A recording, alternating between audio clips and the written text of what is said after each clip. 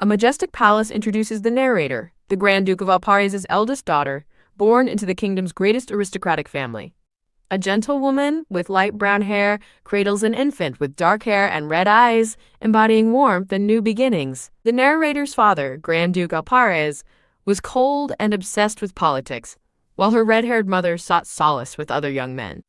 The young black-haired girl, the narrator, stands between her red-haired mother and light brown-haired father, noting her distinct red eyes.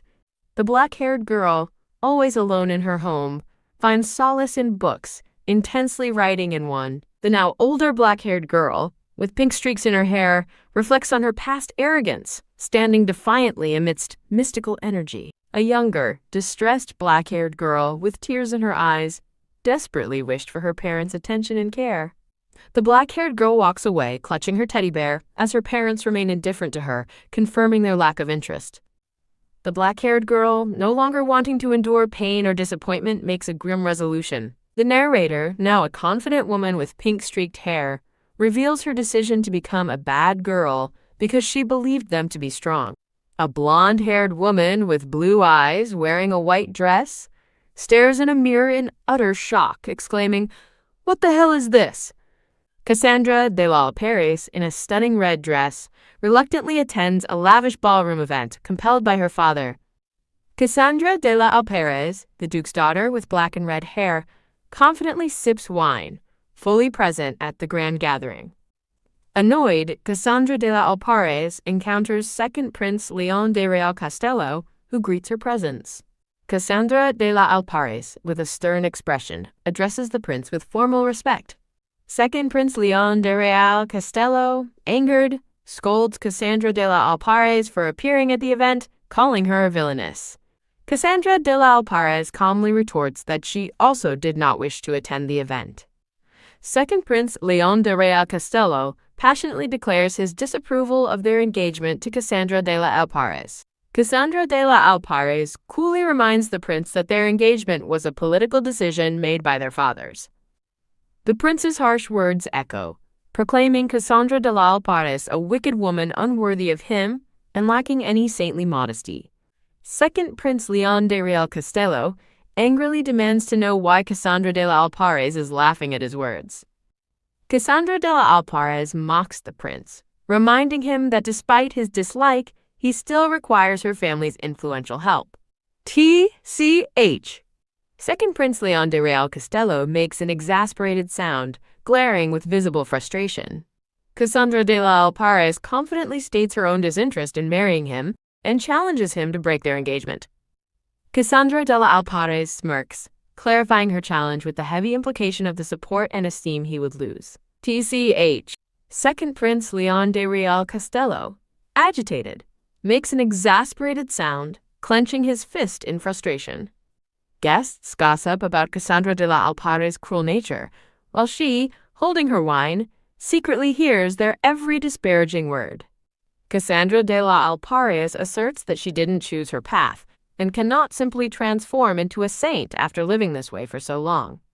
Cassandra de la Alpares' eye shows surprise and pain as horrified guests gasp in reaction to a sudden event. Kaya! Cassandra de la Alpares collapses, bleeding from her chest, causing panic among the shocked guests who cry for a doctor.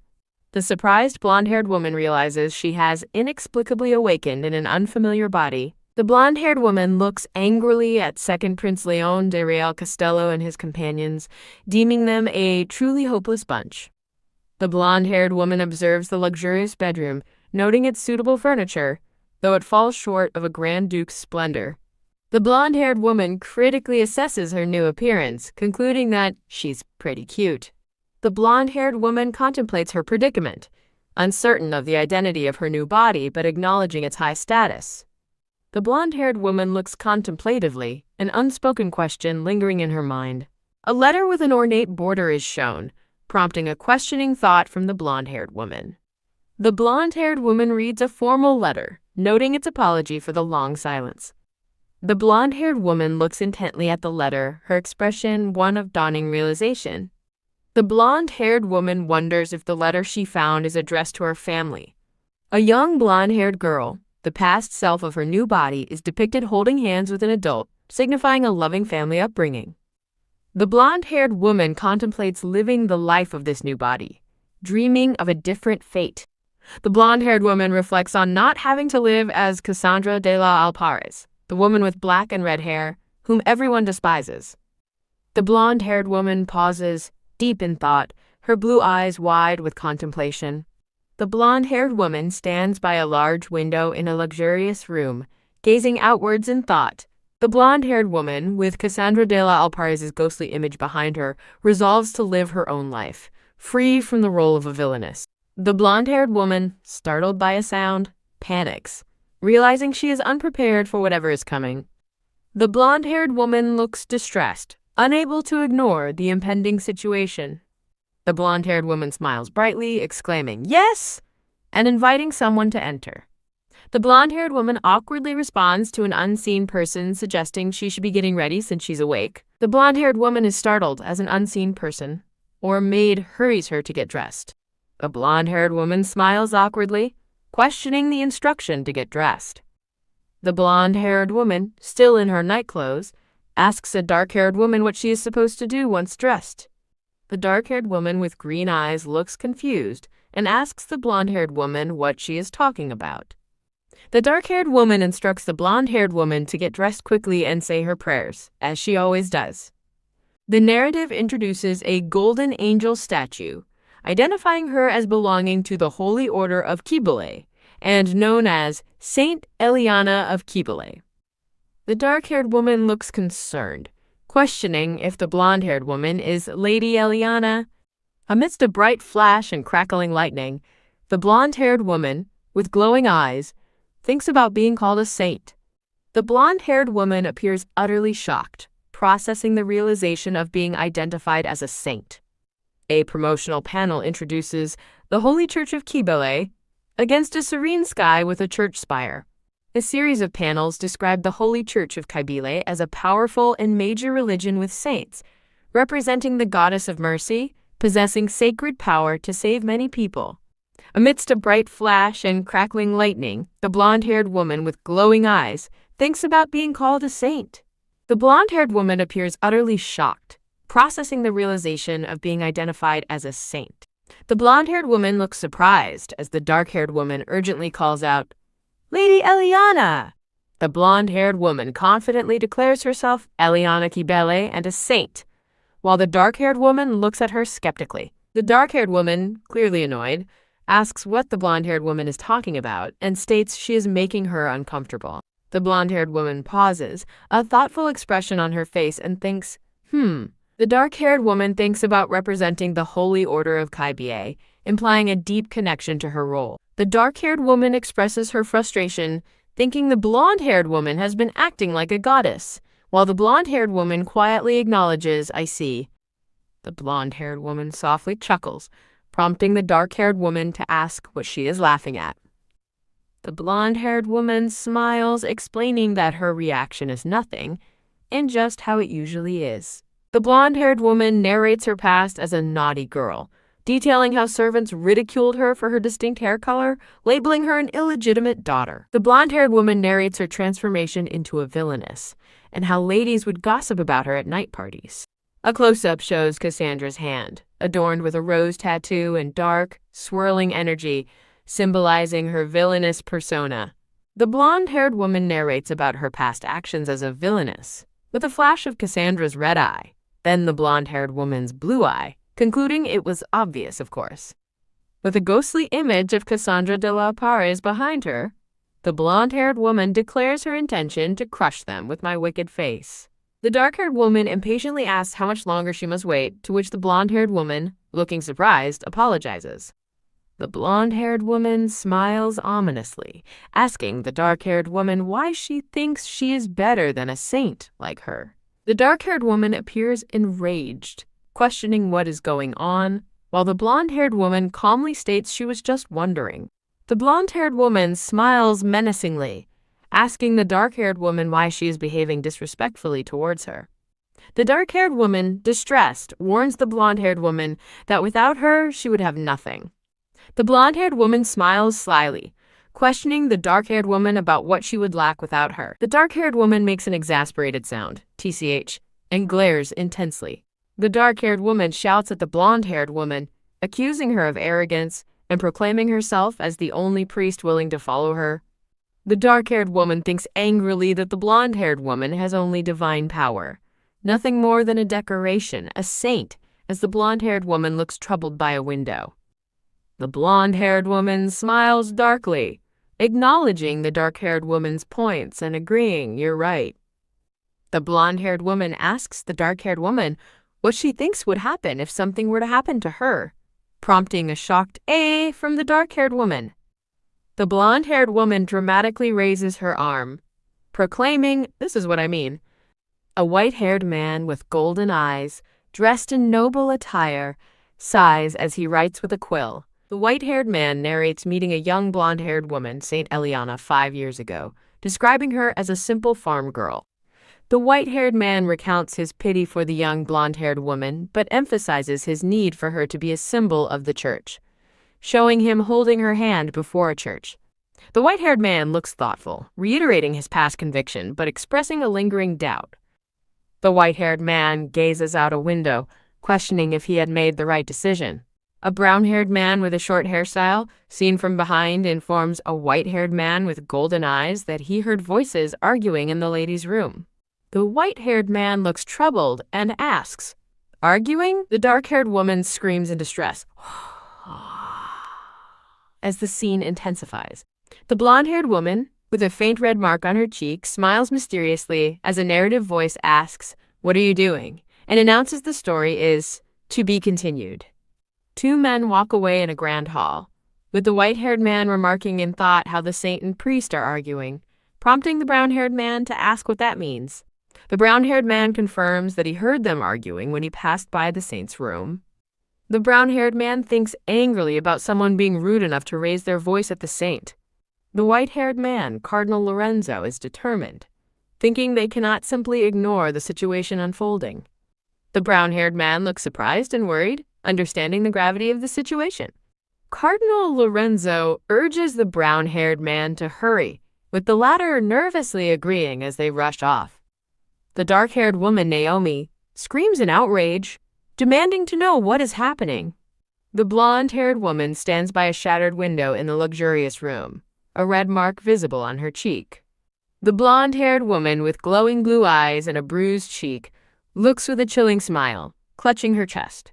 Thorns surround the blonde-haired woman as she smirks, questioning if they still don't understand her intentions. The blonde-haired woman, glowing with power, raises a chair, ready to smash it with formidable force. Glass shatters violently, reflecting the powerful impact that just occurred. The dark-haired woman, Naomi, cries out in shock to the blonde-haired woman, asking what happened. By the broken window, the blonde-haired woman calmly states she broke it, believing her actions should have been understood. The blonde-haired woman's glowing blue eyes widen in a subtle shock as she realizes they're here. The dark-haired woman, Naomi, looks distressed as the brown-haired man and another cleric rush into the room, asking what is going on. The blonde-haired woman reveals dark, rose-shaped energy as she menacingly asks, "Now shall I start?" The blonde-haired woman feigns distress, covering her mouth as if innocent, amidst a flurry of petals. A dark-haired cleric urgently questions what happened to the blonde-haired woman, seeing her apparent distress. The blonde-haired woman tearfully accuses Naomi of slapping her and claims she broke the window to call for help, while Naomi reacts with horrified disbelief. The brown-haired man demands an explanation as Naomi frantically denies the accusations, insisting the blonde-haired woman caused the damage herself. Cardinal Lorenzo smiles subtly as he calmly acknowledges the conflicting accounts. Cardinal Lorenzo stands, arms crossed, smiling as he thoughtfully concludes that the situation presents a significant problem. The clerics are shocked, with the brown-haired man exclaiming Cardinal Lorenzo's name in surprise at his sudden appearance.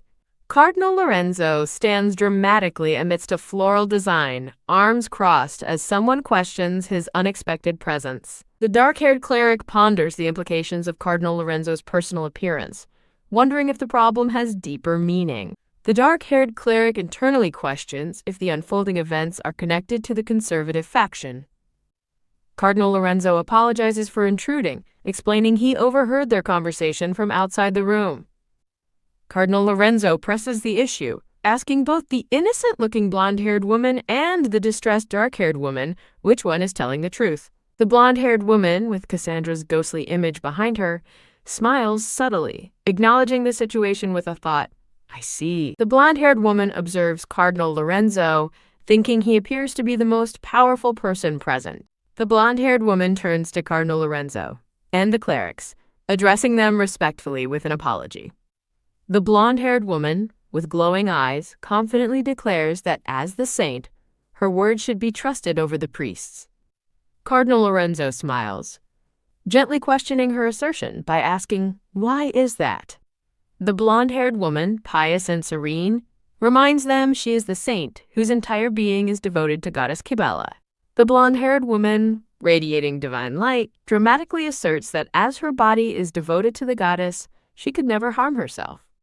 The blonde-haired woman slyly suggests that her daily mistreatment makes it obvious she wouldn't harm herself, implying someone else is the culprit. Cardinal Lorenzo nods, agreeing with the blonde-haired woman's reasoning, his hand resting thoughtfully on his chin. Cardinal Lorenzo directly addresses the dark-haired woman, asking her name, to which she nervously replies, "My name is Naomi." Cardinal Lorenzo, glowing ominously, declares to Naomi that disrespecting the saint, the holiest person in the Kybele Church, is a grave sin. Cardinal Lorenzo orders the brown-haired man to take her away as Naomi looks on in distraught shock. Naomi desperately protests her innocence as she is seized by the arm and led away. The dark-haired woman, Naomi, screams out, "Cardinal Lorenzo!" in a final, desperate plea. As Cardinal Lorenzo looks back, the blonde-haired woman innocently reveals he was a cardinal all along, implying her cunning strategy. The blonde-haired woman's blue eyes widen in realization, her expression shocked as she thinks, which means Cardinal Lorenzo smiles serenely amidst a golden glow, embodying his authoritative presence and influence.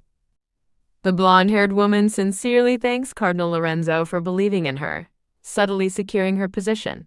Cardinal Lorenzo smiles, offering an apology for his subordinate's rudeness following the recent confrontation. Cardinal Lorenzo thoughtfully touches his chin, a subtle "even so" escaping his lips, indicating deeper contemplation. The blonde-haired woman, with glowing blue eyes and a faint smile, hears the thought that her resolute attitude made her seem like a different person. Cardinal Lorenzo calmly announces his departure, turning to leave the blonde-haired woman standing innocently behind him. As Cardinal Lorenzo departs, he ponders the blonde-haired woman, Saintess Eliana, realizing she is a more interesting person than he initially thought. Cardinal Lorenzo, with glowing eyes, smirks as he contemplates, sensing that things are about to become much more interesting. The blonde-haired woman reflects that while people appear more caring and devoted, she knows it's not entirely true, as two clerics stand nearby. The blonde-haired woman perceives that others are frightened of her and whisper from a distance.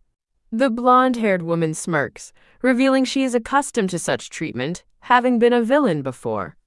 The blonde-haired woman clasps her hands in prayer before a grand white statue. Cassandra de la Alpares appears behind the praying blonde-haired woman, remarking that the life of a saint isn't so bad. The blonde-haired woman appears flustered and cries out in surprise. Cardinal Lorenzo gently takes the startled blonde-haired woman's arm, asking if she is all right. Cardinal Lorenzo smiles charmingly, raising his hand in a polite greeting. The blonde-haired woman asks Cardinal Lorenzo what he is doing there, while he smiles back at her. Cardinal Lorenzo informs the blonde-haired woman that he has come to discuss an urgent matter. A dark-haired attendant politely addresses the blonde-haired woman while holding a tray. A beautifully adorned formal letter lies open amidst blooming roses. A yearly festival takes place in the Kingdom of Castello, with buildings decorated in colorful bunting flags.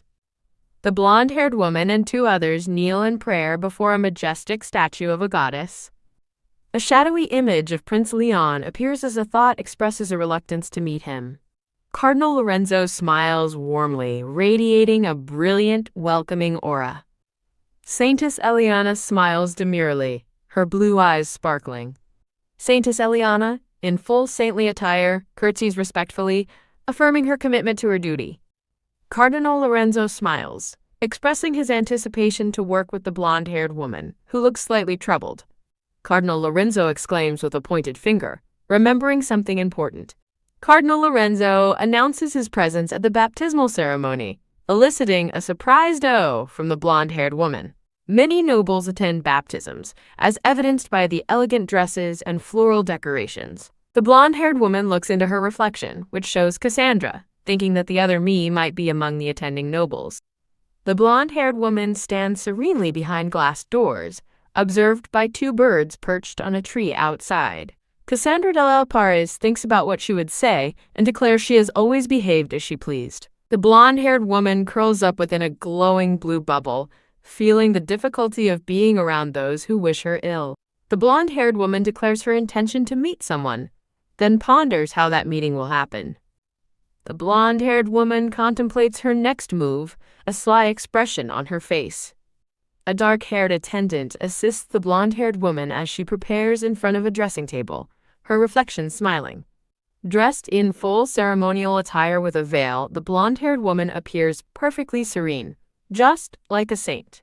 The blonde-haired woman closes her eyes peacefully, appearing serene. The dark-haired attendant informs the blonde-haired woman it's time to depart, and she calmly acknowledges it.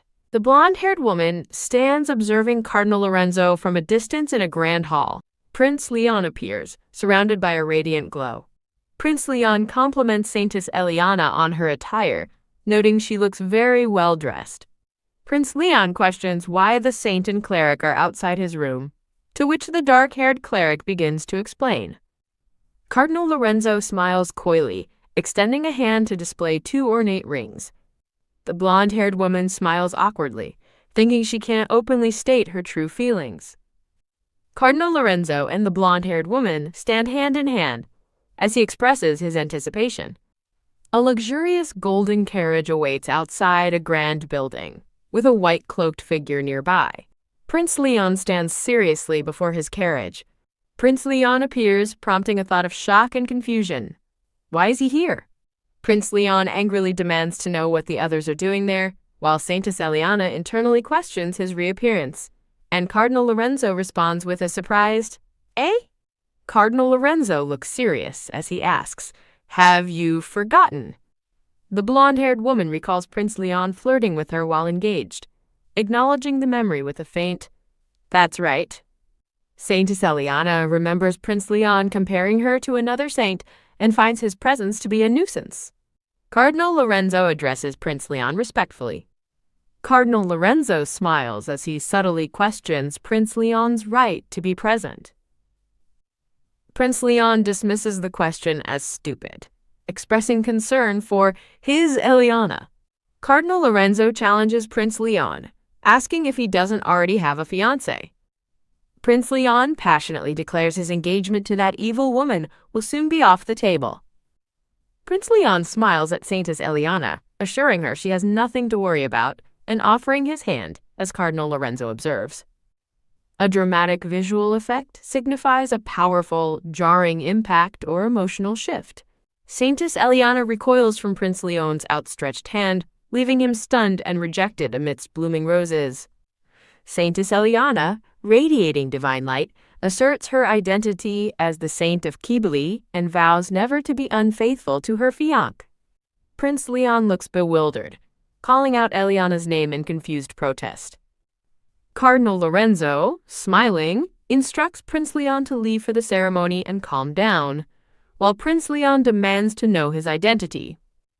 Prince Leon clenches his jaw, blushing in frustration, thinking, "Damn it!" Cardinal Lorenzo notes Prince Leon is in a bit of a mess as the grand carriage waits nearby. Cardinal Lorenzo, smiling charmingly beside Saintess Eliana, suggests they continue, despite the interruption. Saintess Eliana looks thoughtfully surprised, acknowledging the situation. Saintess Eliana smiles serenely, clasping her hands and offering a quiet thank you. Cardinal Lorenzo smiles gently, dismissing her gratitude by saying, "It's nothing." The golden carriage with its driver makes its way toward a magnificent church under a clear, sparkling sky. Saintess Eliana's eyes widen in startled surprise, indicating a sudden realization or shock. Saintess Eliana sits beside Cardinal Lorenzo in the carriage, observing that this is how he truly is. Cardinal Lorenzo smiles reassuringly at Saintess Eliana, advising her to ignore Prince Leon for now. Saintess Eliana looks out from the moving carriage, reflecting that a few months have passed since she switched places with the original saint. A panel explains that the Holy Church of Kibale is divided, with the conservative faction led by the Pope. Cardinal Lorenzo is introduced as the leader of the revolutionaries, standing confidently among other clerics. Saintess Eliana, praying, declares her neutrality and her intention not to belong to any faction. A scene of clerics reveals that neither faction is currently willing to fully accept the saint. Chibi figures show the dark-haired cleric and Cardinal Lorenzo playfully vying for the chibi saint, who looks overwhelmed. Saintess Eliana, with Cassandra's ghostly image behind her, subtly smirks, realizing her saintly position is a powerful card to play. Saintess Eliana smiles, confidently thinking that she is adept at using such tactics to her advantage. Cardinal Lorenzo smiles, appearing unaware, as Saintess Eliana casts a curious glance at him. The dark-haired woman, the other me, is shown from behind as Saintess Eliana ponders how they will meet. Cardinal Lorenzo addresses Saintess Eliana, who responds with a startled, questioning, "Yes?" Cardinal Lorenzo smiles, expressing his keen anticipation for this year's miracle. Saintess Eliana looks utterly confused and surprised by Cardinal Lorenzo's mention of a miracle. Cardinal Lorenzo smiles, reminiscing about last year's wonderful miracles and eagerly anticipating this year's. Cardinal Lorenzo explains that the miracle is the divine power unique to saints, prompting Saintess Eliana to internally question its source and nature. Cardinal Lorenzo looks concerned, asking Saintess Eliana if she is all right as she clutches her head. Saintess Eliana says she is fine, but internally thinks, "Damn," then sits on a couch, resolving that she must take action. The golden carriage pulls up to the grand, festively decorated church building. Cardinal Lorenzo announces their arrival to a slightly troubled Saintess Eliana. Saintess Eliana lies on a bed, restless and determined not to simply ponder the miracle passively. Saintess Eliana, with Cassandra's image, declares she definitely needs to meet her other self. The red-haired man in uniform welcomes them, inviting them to make themselves at home. A lavish, sparkling golden and white waiting room is showcased. Saintess Eliana sits composedly in the luxurious waiting room, finding it opulent but acceptable. Cardinal Lorenzo, with a subtle smile, presents today's schedule. Cardinal Lorenzo points at Saintess Eliana, who looks surprised by his direct address or instruction. Saintess Eliana thinks to herself that she only has 1 hour and must meet Eliana, no matter the cost. Cardinal Lorenzo leans over, appearing to look at papers, while Saintess Eliana discreetly covers her face. Cardinal Lorenzo asks what is wrong, and Saintess Eliana, with a blush, replies that she feels a little dizzy. Cardinal Lorenzo raises a hand, calling out to see if anyone is present, while Saintess Eliana discreetly hides her face. Saintess Eliana covers her mouth, her blue eyes wide, continuing her feigned dizziness. Cardinal Lorenzo informs the red-haired man in uniform that the saint is unwell, prompting the man to offer another room. Saintess Eliana, with Cassandra's image, smiles triumphantly, realizing her feigned illness has worked as she is led away. Saintess Eliana feigns dizziness, covering her mouth and looking troubled, while her outstretched hand seems to anticipate assistance from Cardinal Lorenzo. Cardinal Lorenzo appears concerned, extending his hand towards Saintess Eliana as she pretends to feel unwell. Saintess Eliana gratefully clasps Cardinal Lorenzo's hand, thanking him for his help. As Cardinal Lorenzo and Saintess Eliana follow the red-haired man in uniform down a lavish hall, Eliana internally declares they must get rid of him quickly. Saintess Eliana politely tells Cardinal Lorenzo that she can manage alone now and asks him to return. Cardinal Lorenzo places a comforting hand on Saintess Eliana's shoulder, asserting that nothing takes priority over a saint's health, though she secretly disagrees. Cardinal Lorenzo, with a menacing smile and glowing red eyes, instructs the red-haired man in uniform to watch over the saint, who promptly acknowledges the order. Cardinal Lorenzo walks down the grand hall, followed by a brown-haired woman attendant as he departs. Saintess Eliana sits calmly in the opulent room, observing the red-haired man in uniform and contemplating her next move. Saintess Eliana, with a sweet smile, politely asks the red-haired man in uniform to leave her alone. Saintess Eliana walks purposefully down the grand hall, wondering where the Alpares family waiting room is located. The chibi Saintess Eliana pouts, wishing she had known the Alpares waiting room's location beforehand and wondering if she should ask another servant. Startled, Saintess Eliana asks the brown-haired man in uniform what's wrong, then explains she is looking for the Alpares family waiting room. Saintess Eliana tells the brown-haired man in uniform that she needs to meet a friend from the Alpares family, who he then acknowledges with understanding. The brown-haired man in uniform points down the grand corridor, directing Saintess Eliana to the Alpares family waiting room at the very end. Saintess Eliana thanks the brown-haired man in uniform, who replies, "No problem," as she walks away.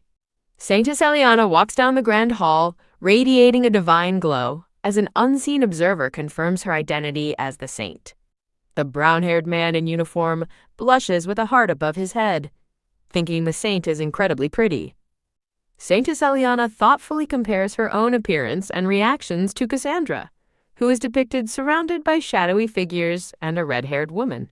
Saintess Eliana reflects on the distinct differences between herself and Cassandra, noting that her current demeanor is nothing like Cassandra's, amidst a backdrop of thorny roses. The chibi Saintess Eliana, with a determined pout, prepares for her next action.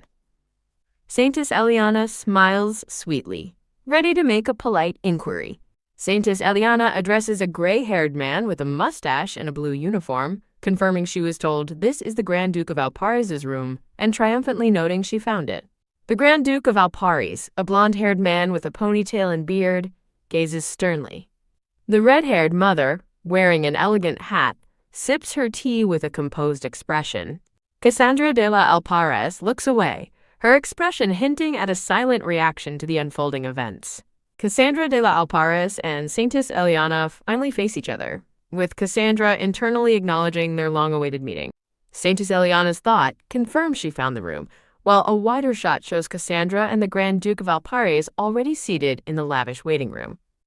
Cassandra de la Alpares looks distressed and teary-eyed, still internally thinking, "We meet at last." Saintess Eliana beams serenely, surrounded by flowers, presenting a picture of perfect saintly grace. The Grand Duke of Alpares looks surprised, questioning Saintess Eliana if she is indeed the saint. Saintess Eliana perceives the Grand Duke of Alpares' calculating gaze, sensing he is judging her worth.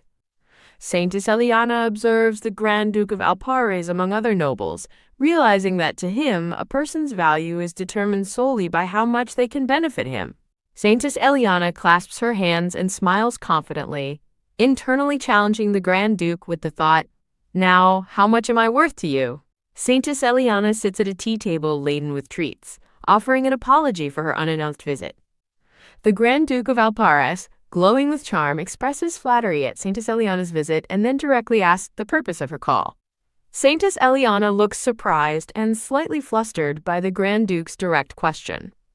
The Grand Duke of Alpares and another blonde-haired man smile slyly, while the red-haired woman looks angry as the Grand Duke feigns confusion about what the saint is talking about. Foo-foo, Saintess Eliana politely excuses herself and then directly asks the Grand Duke of Alpares what is wrong. Saintess Eliana reveals her true purpose, stating she needs his daughter's help as a shrine maiden, leaving Cassandra de la Alpares looking utterly shocked and overwhelmed. The Grand Duke of Alpares expresses understanding, but with a sweat drop, doubts his daughter's capability for such a significant task. Saintess Eliana, radiating divine light and with the goddess Kybele's image behind her, earnestly begs the Grand Duke, asserting her impolite request is the will of the goddess. The Grand Duke of Alpares strokes his beard thoughtfully, pondering Saintess Eliana's request. A chilling internal thought confirms that the Grand Duke of Alpares will not refuse the saint's request. Amidst a chaotic, crumbling scene, the thought explains that the royal family cannot intervene, leaving the Grand Duke no choice but to appeal to the church. The thought continues, questioning how someone as power-hungry as the Grand Duke could possibly pass up this opportunity. The Grand Duke of Alpares, smiling brightly, shakes Saintess Eliana's hand, signifying his agreement to her request. The Grand Duke of Alpares faces Cassandra and Saintess Eliana, and Cassandra ponders what she should do to thank her father. The Grand Duke of Alpares dismisses Cassandra's gratitude, stating, quote, "No, don't worry about it," and expresses his hope to maintain close ties with the church. Saintess Eliana smiles serenely with hands clasped, simply replying, "Of course," satisfied with the outcome. Saintess Eliana smiles sweetly, asking Cassandra if they should depart together. Cassandra looks deeply troubled, her name appearing in a thought bubble. The Grand Duke of Alpares, with glowing red eyes, sternly orders that the saint be well cared for. Cassandra, looking upset, quietly agrees as Saintess Eliana watches her. As Saintess Eliana and Cassandra walk away, Cassandra exclaims, "Really?" With surprise, Saintess Eliana smiles contentedly while Cassandra observes her with evident worry. Cassandra looks extremely worried, clutching her hand, a sweat drop on her face. Saintess Eliana turns to face Cassandra, who glances back at her.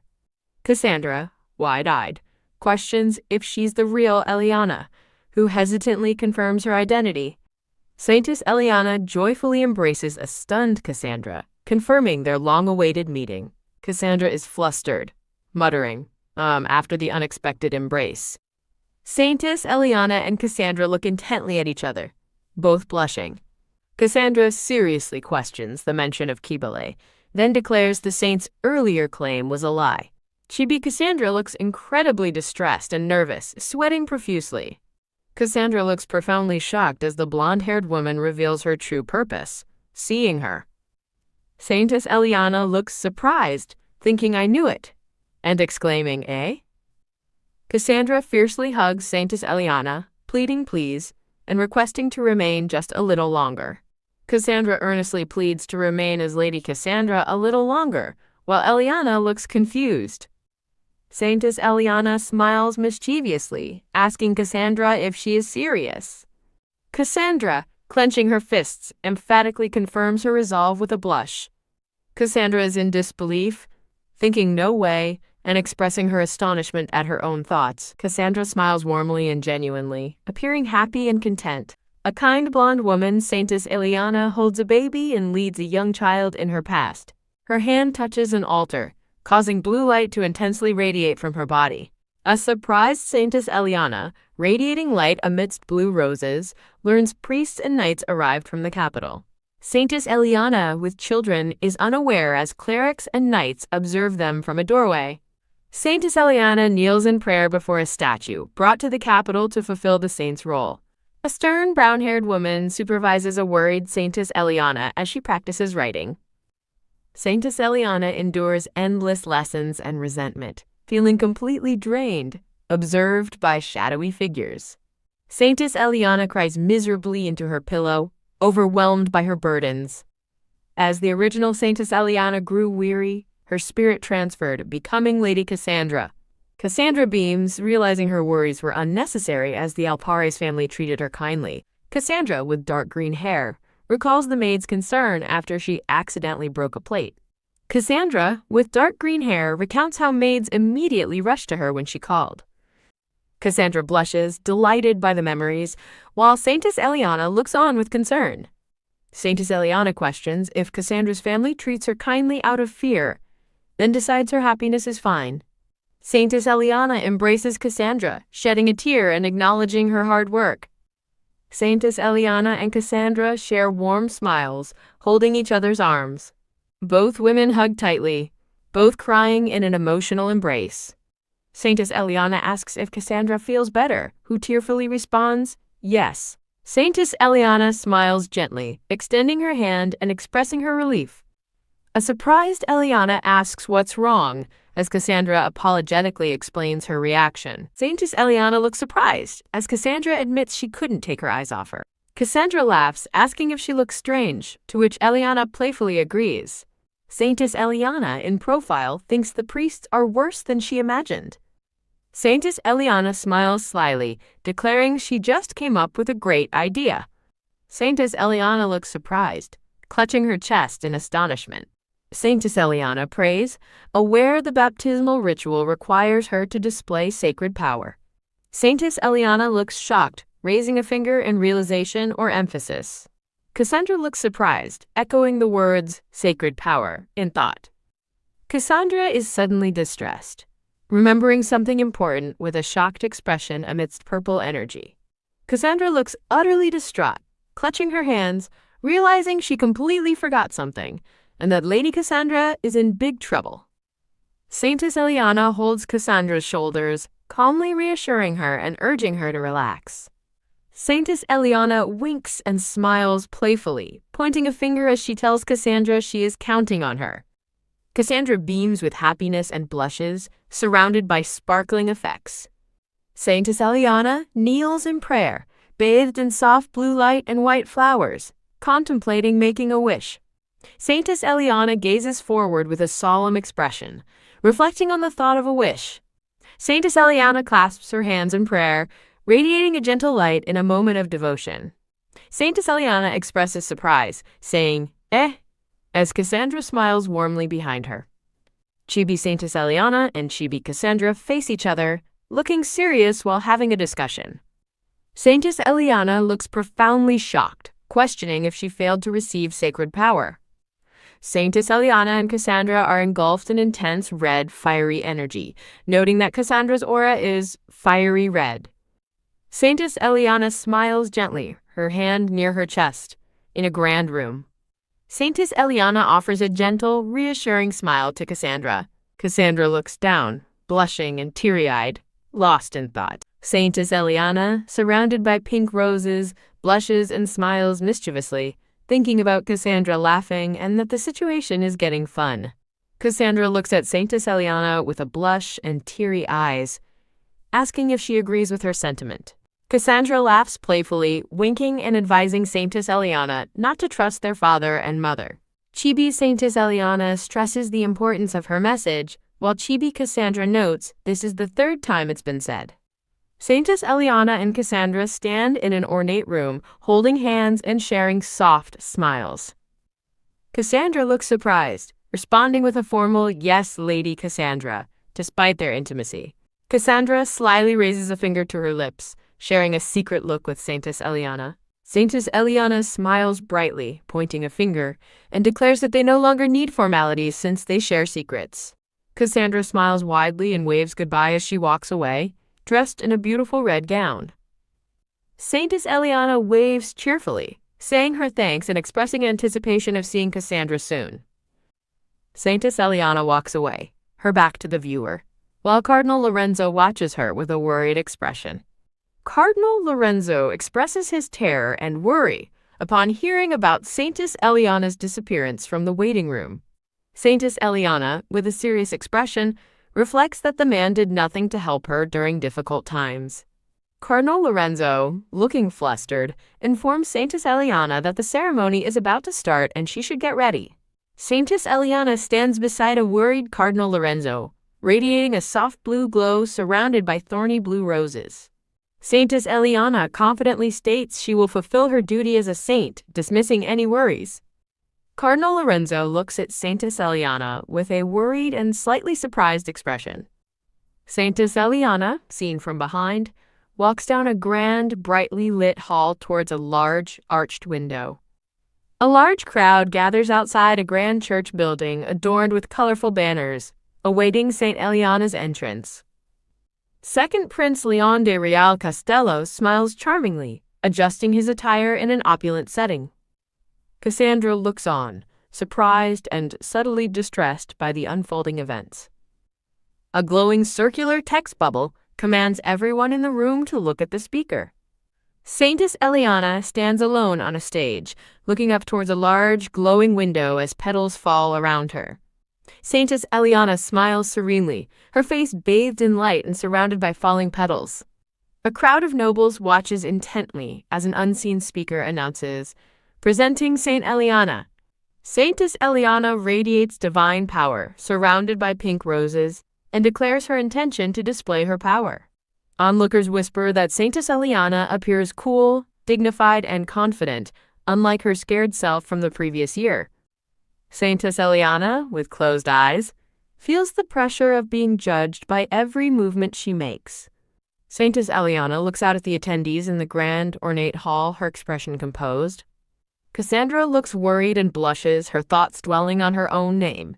Saintess Eliana makes an okay hand gesture as a chibi Cassandra observes intently.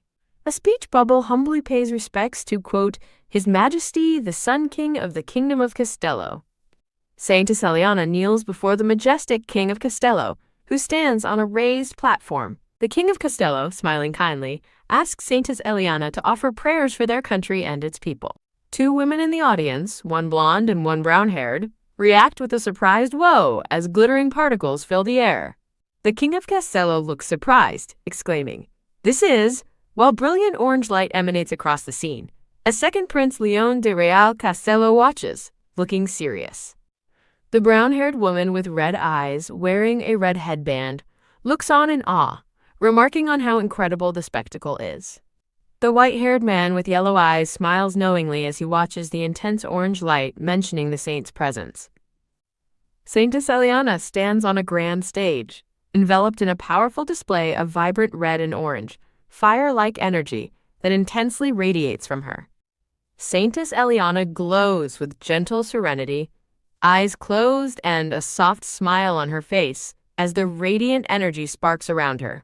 Saintess Eliana stands calmly on the golden stage as a bubble indicates that the ceremony has concluded.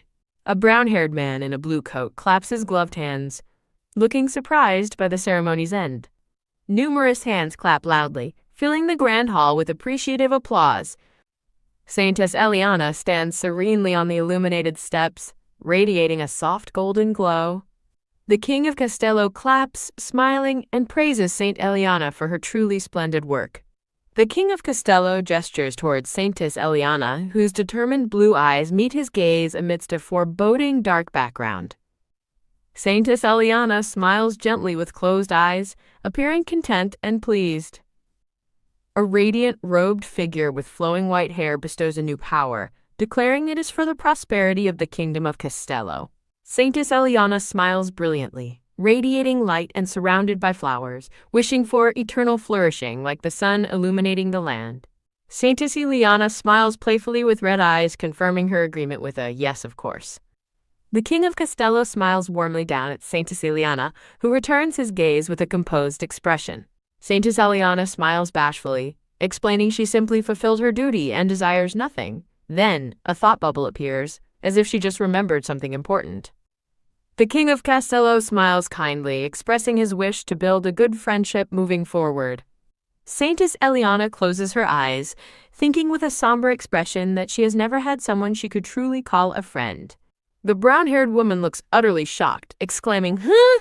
as the surrounding crowd shares her astonishment.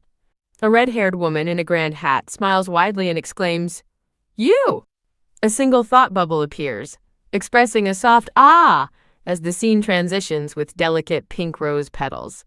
The red-robed man with a dark beard and glowing orange eyes smiles menacingly, letting out a sinister hee. The King of Castello ponders Saint Eliana's lack of wants, questioning if the goddess forgot to grant her the desire for greed. Saintess Eliana smiles radiantly, extending her hand as she prays for the happiness of every citizen in the kingdom, surrounded by bright flowers. The King of Castello laughs heartily, playfully remarking that Saintess Eliana sure talks big. The King of Castello commands a dark-haired man in uniform to bring her, to which the attendant respectfully responds, "Yes, Your Majesty." The bottom of a lavish red gown with golden embroidery subtly moves, creating a gentle swishing sound. The brown-haired woman, now dressed in a red gown and surrounded by rose petals, looks surprised, a soft "ah" escaping her thoughts. The brown-haired woman in red stands beside the King of Castello, as Saintess Eliana watches, thinking of her gratitude for His Majesty's kindness. Saintess Eliana smiles down warmly at the brown-haired woman, whose back is turned, her dark hair adorned with a ribbon. Saintess Eliana, blushing and smiling warmly, takes the brown-haired woman's hand, earnestly asking her to become her friend. The brown-haired woman looks surprised and blushes, a pause in her thoughts indicated by ellipses. Saintess Eliana leans in to playfully whisper a secret to the brown-haired woman, happily stating they can now see each other anytime. Saintess Eliana and the brown-haired woman stand together, smiling brightly and holding hands, surrounded by a celebratory glow. The King of Castello, Saintess Eliana, and Cassandra stand on the stage as the white-haired man with white hair and reddish eyes looks on, thinking about Lady Cassandra, renowned in high society as a villainess. The white-haired man with reddish eyes smiles sinisterly, his thoughts continuing that such a reputation is not suitable for Cassandra. The grand hall is filled with many attendees seated in pews, creating a bustling atmosphere. Saintess Eliana stands gracefully, her gown flowing as she radiates a serene and gentle glow. Saintess Eliana's elegant golden shoes rest delicately amidst soft pink flowers. Second Prince Leon de Real Castello smiles as he utters Ilia, looking off-panel, with a taller blonde man standing behind him. Saintess Eliana stands in profile, looking calm as she is formally addressed. The blonde man in a black cape and uniform, hand on his chest, announces that this is the first time he's addressing Saintess Eliana directly. The blonde man smiles, revealing his identity as Felipe, first prince of the Kingdom of Castello. First Prince Felipe smiles confidently, while Second Prince Leon de Real Castello looks on with a neutral expression above him. Second Prince Leon de Real Castello stands heroically in a white coat, holding a sword, surrounded by blue flowers and sparkling light. Second Prince Leon de Real Castello looks distressed as onlookers whisper that he is so different from his brother Leon. First Prince Felipe kneels before Saintess Eliana, extending his hand towards her in a respectful gesture. First Prince Felipe smiles charmingly in a close-up, extending his gloved hand.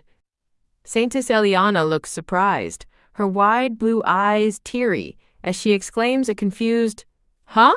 Saintess Eliana looks surprised and wonders if the smiling light brown-haired boy, with whom she has never spoken, is plotting something.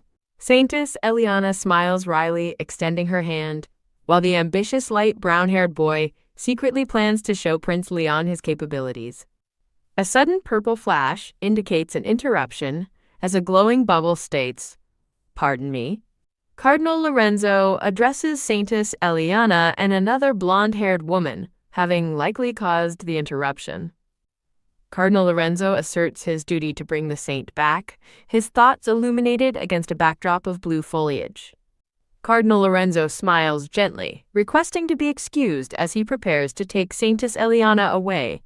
Cardinal Lorenzo and First Prince Felipe stand separated by a bright burst of light, and Felipe looks surprised, questioning the cardinal's actions.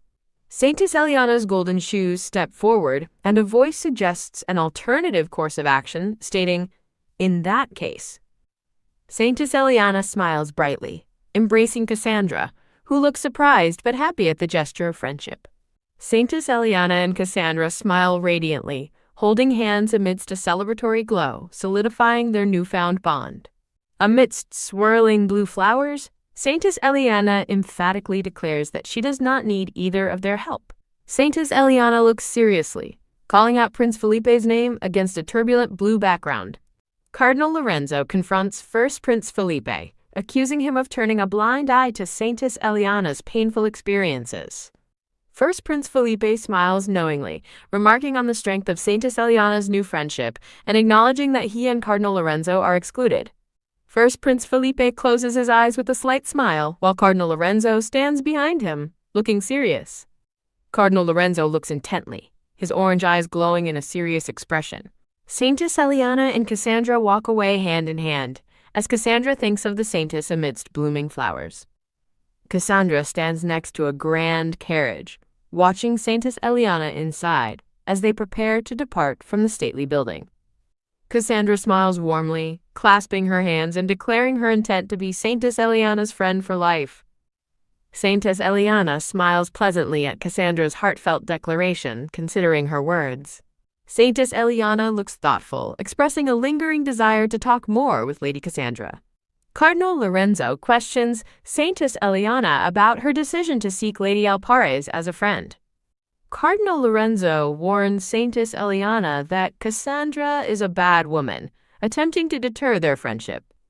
Saintess Eliana sternly defends her friend, questioning Cardinal Lorenzo's right to insult Cassandra. Saintess Eliana criticizes the church priest through a window and highlights that Lady Cassandra, unlike them, doesn't belittle her. Cardinal Lorenzo looks down, lost in thought or reflection, indicated by ellipses. Saintess Eliana smiles wryly amidst red roses, asking Cardinal Lorenzo if he would have preferred her to take Prince Felipe's hand. Cardinal Lorenzo looks shocked as Saintess Eliana calmly watches, then an attendant announces their arrival, leading Saintess Eliana to reach out to a glowing light. Saintess Eliana states she is tired and asks to be excused, looking weary in profile. Saintess Eliana walks towards a grand church door, illuminated by sparkling light, marking her entrance.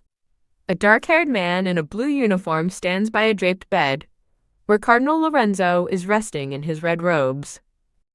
Cardinal Lorenzo looks annoyed, questioning the dark-haired man if he heard him. Cardinal Lorenzo reflects in a mirror, realizing he has never done anything supportive for Saintess Eliana. Saintess Eliana stands, surrounded by many hands reaching for her, as Cardinal Lorenzo reflects that he saw her as a mere tool in a power struggle. Saintess Eliana smiles gently among red roses, questioning her own feelings and why she cares. A man's gloved foot, likely Cardinal Lorenzo's, steps onto a platform in preparation. Cardinal Lorenzo looks resolute, his orange eyes glowing, as a text box states. In any case, Cardinal Lorenzo stands outside a majestic church building, looking up towards its towering spire. Cardinal Lorenzo smiles sinisterly amidst thorny blue roses, planning to gain Eliana's trust by dealing with the church's holy maids first. The brown-haired attendant with glasses offers water to Saintess Eliana, while the dark-haired attendant looks on with a smile. Saintess Eliana looks surprised or worried as the brown-haired attendant with glasses braids her hair. A week after the baptismal feast, the Holy Church of Kibali experienced significant turmoil. Cardinal Lorenzo smiles as he reveals he removed many priests, who appear distraught, indicating a major shakeup within the church. Cardinal Lorenzo stands firm, rejecting the pleas of the priests, who had begged and asked for leniency.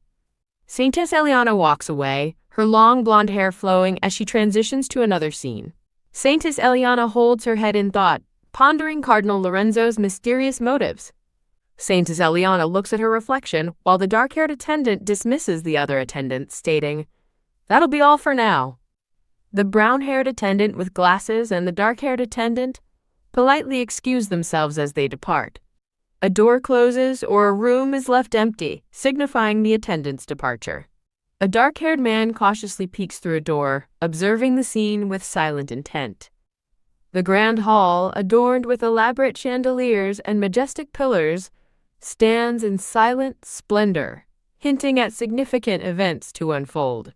Saintess Eliana, seen from behind, listens as Monica, a new brown-haired woman with a cross necklace, smiles brightly and declares she will be the Saintess' personal maid, with Cardinal Lorenzo observing nearby. Monica, the brown-haired woman with a cross necklace, beams radiantly amidst pink flowers, introducing herself by name and expressing her eagerness to work. Cardinal Lorenzo stands beside Monica, explaining that she was recently a priestess in a remote village. Cardinal Lorenzo smiles subtly, his gloved hand resting near his chest, surrounded by delicate pink flowers. Saintess Eliana looks thoughtful, pondering if the church is understaffed due to the recent dismissals. Saintess Eliana looks at Monica, the brown-haired woman, who blushes in surprise and utters a soft "bok." Saintess Eliana smiles warmly, surrounded by glowing pink flowers, offering comfort.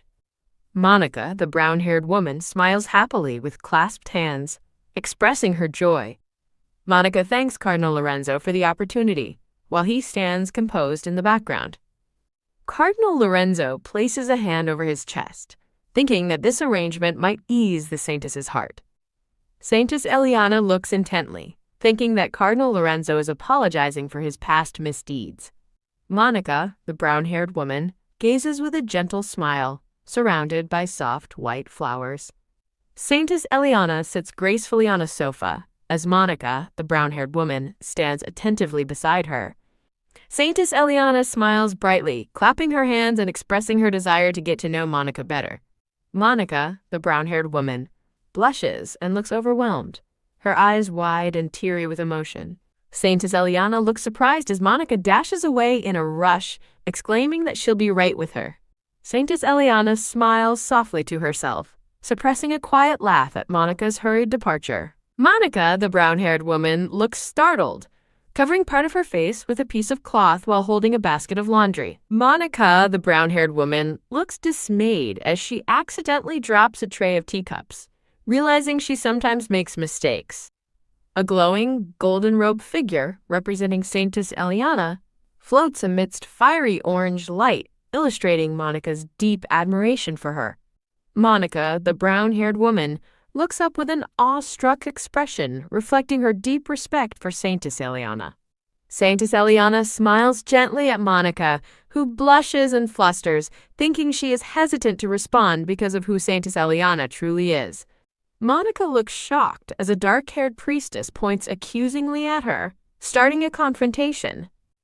The dark-haired priestess with blue eyes looks sharply, demanding to know what is happening, while Monica stands anxiously beside her. The dark-haired priestess kneels before Saintess Eliana, who stands beside Monica, offering an apology for the disturbance. Saintess Eliana looks surprised and questions what is wrong, as Monica weeps, apologizing profusely. Saintess Eliana gently touches Monica's arm, urging her to stop apologizing and explain the situation. Monica, the brown-haired woman, cries with tears streaming down her face, revealing she had a quarrel with the priestess. Monica stands in defiance, surrounded by glowing bubbles, while two other dark-haired priestesses laugh mockingly, indicating Monica's anger at their teasing. Monica, the brown-haired woman, bows her head, sorrowfully apologizing for causing trouble. Monica looks deeply distressed and worried, her eyes wide with concern.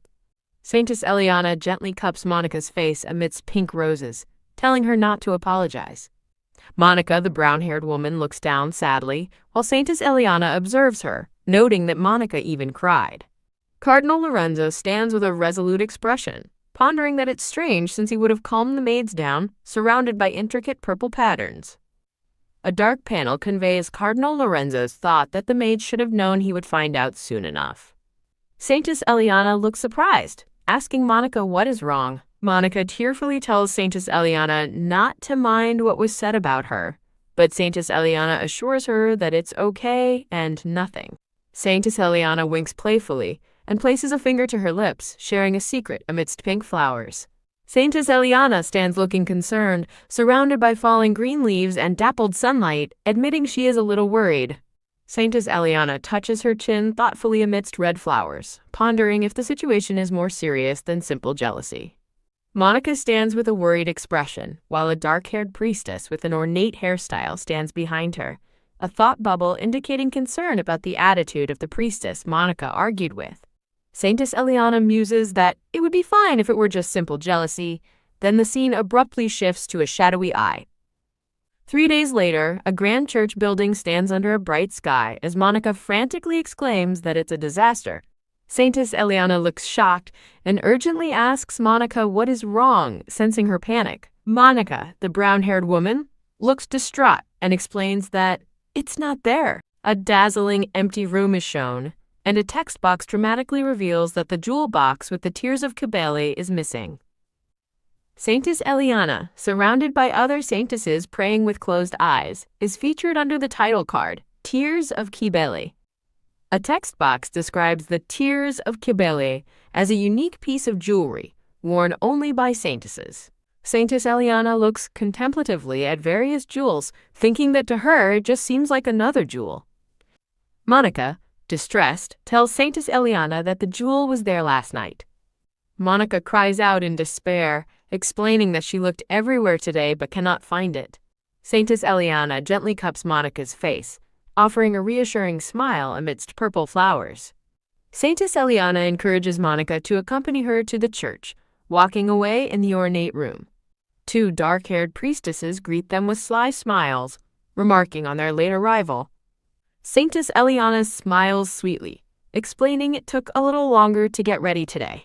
Saintess Eliana, with a hint of irritation, states she will be more mindful as Monica looks worried beside her. Saintess Eliana looks shocked as a priestess sternly questions why she isn't wearing the tears of Keeble. The dark-haired priestess from earlier smiles, then aggressively confronts Monica, who appears startled and upset. Saintess Eliana smirks, thinking the accusation is a joke, then claims she forgot the jewel in her hurry.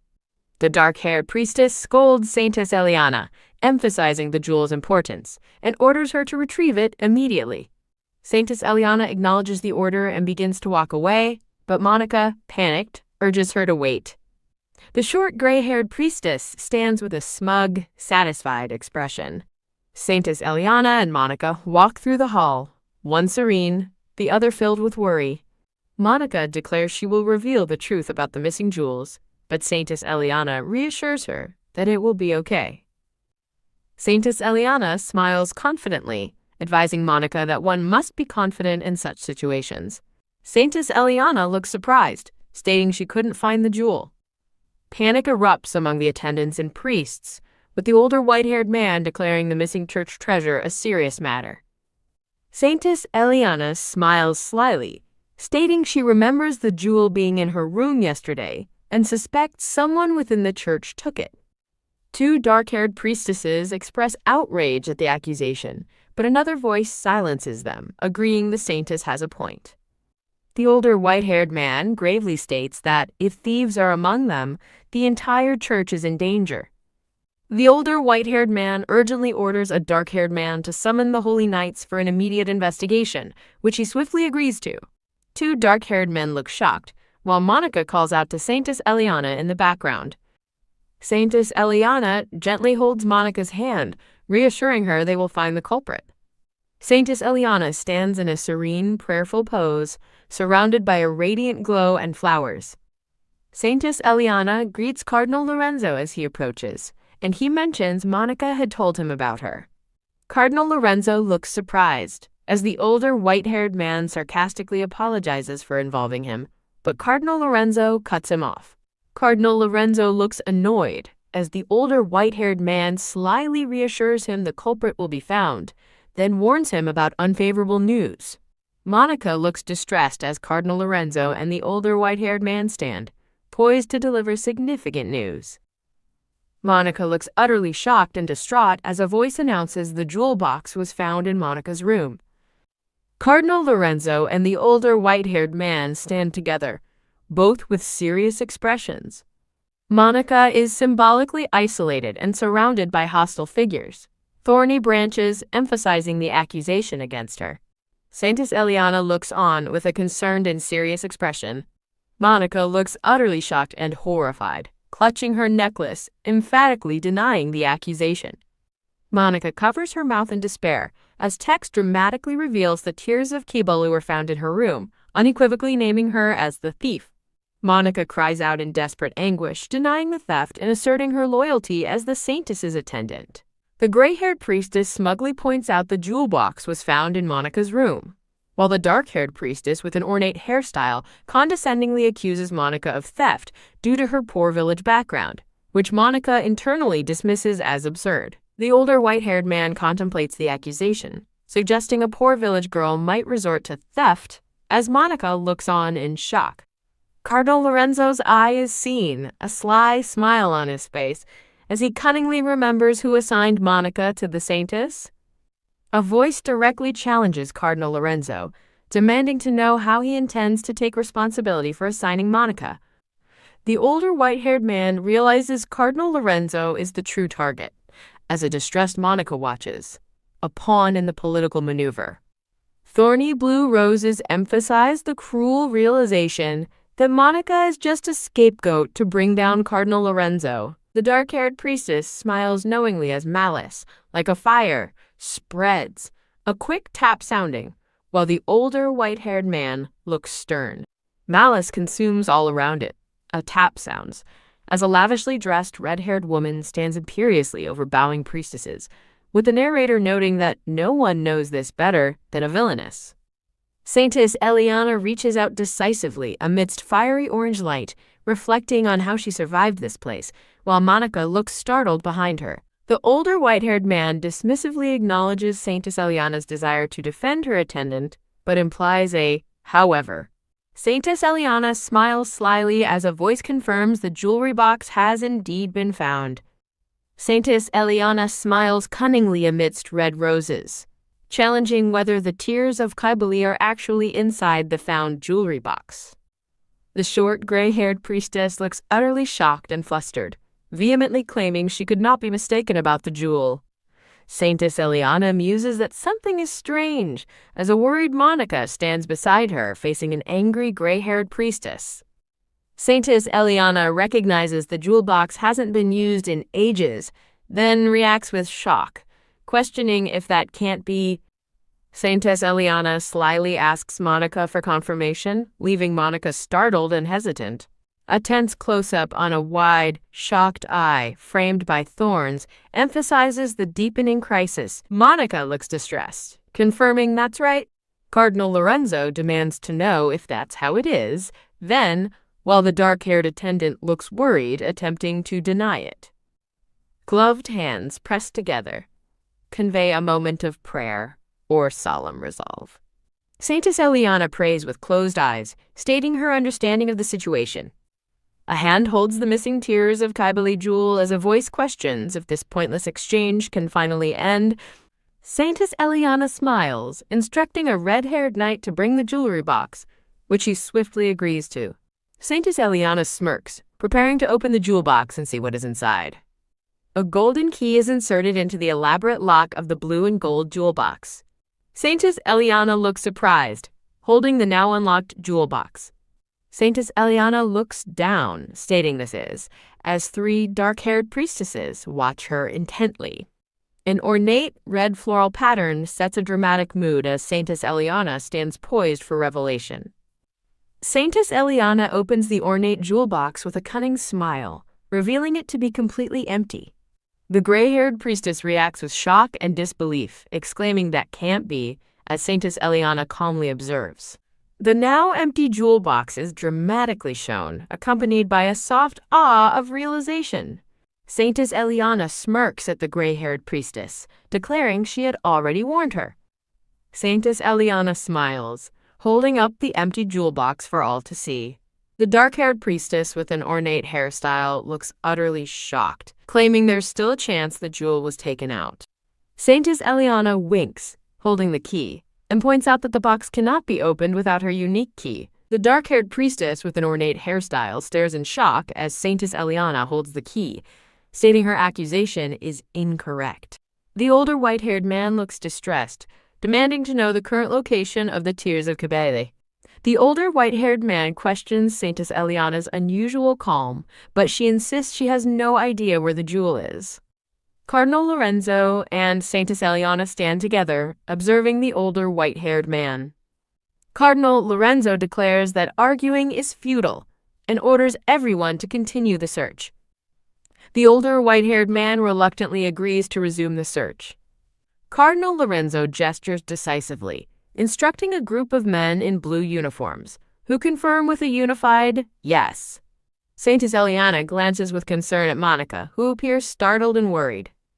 Saintess Eliana instructs someone to remain behind and closely monitor the situation. The gray-haired priestess believes the others are bound to make a mistake, while the older white-haired man watches her suspiciously. A hand reaches out towards Cardinal Lorenzo, who looks over his shoulder. Saintess Eliana smiles brightly at Cardinal Lorenzo, inviting him to accompany her. Cardinal Lorenzo gives a knowing smirk, indicating he understands the implication. Saintess Eliana and Cardinal Lorenzo walk away together down a grand hall, observed by two dark-haired men. Monica stands isolated and worried among a crowd of distressed onlookers. Monica looks determined, her eyes glowing orange, surrounded by radiant purple patterns. A close-up on Monica's hand holding her silver cross necklace, surrounded by blue and purple roses, symbolizes her current predicament. Cardinal Lorenzo questions Saintess Eliana's intentions and she calmly replies that she intends to search for the tears of Kibali. Saintess Eliana, with a sly smile, asks Cardinal Lorenzo about the ongoing situation, to which he inquires, "What situation?" Cardinal Lorenzo reveals that Monica is being framed and suspects a connection between the accusing priestess and himself. Cardinal Lorenzo reveals that the priestess is a direct servant of Pope Francisco. Cardinal Lorenzo explains that Pope Francisco preaches only to nobility and desires to maintain the old system reliant on large donations. Cardinal Lorenzo laments that the Church relies too heavily on power and cannot genuinely help commoners. Cardinal Lorenzo shares that he and the Pope are adversaries, implying Monica's frame-up is due to the Pope's resentment towards him. A glowing fist clenches in determination amidst swirling purple light, conveying the thought. However, Cardinal Lorenzo, resolute, states he cannot stop them simply for this, vowing to act until the Church is truly reformed. Saintess Eliana looks at Cardinal Lorenzo, contemplating his words with an HMPH. Cardinal Lorenzo stands with crossed arms, acknowledging the situation as surprising. Cardinal Lorenzo stands beside the older white-haired man, concluding that the priestess's true goal is to depose him and earn the Pope's trust. Saintess Eliana contemplates a priestess consumed by ambition as a soft mutter sounds, then dismisses the thought, stating, "That's not funny." Cardinal Lorenzo looks concerned, asking Saintess. Saintess Eliana smiles slyly, telling Cardinal Lorenzo to leave it to her. Cassandra is engulfed in menacing flames, while Saintess Eliana confidently declares she will ensure everything goes smoothly. A dramatic thought bubble rhetorically challenges if the opponent realizes who they have picked a fight with. Saintess Eliana winks and smiles, asking if someone will cooperate. Cardinal Lorenzo looks confused, asking, as Saintess Eliana looks away shyly. Saintess Eliana and Cardinal Lorenzo continue walking away together down a grand hall, observed by two dark-haired men. Monica urgently calls out to Saintess Eliana, who looks surprised.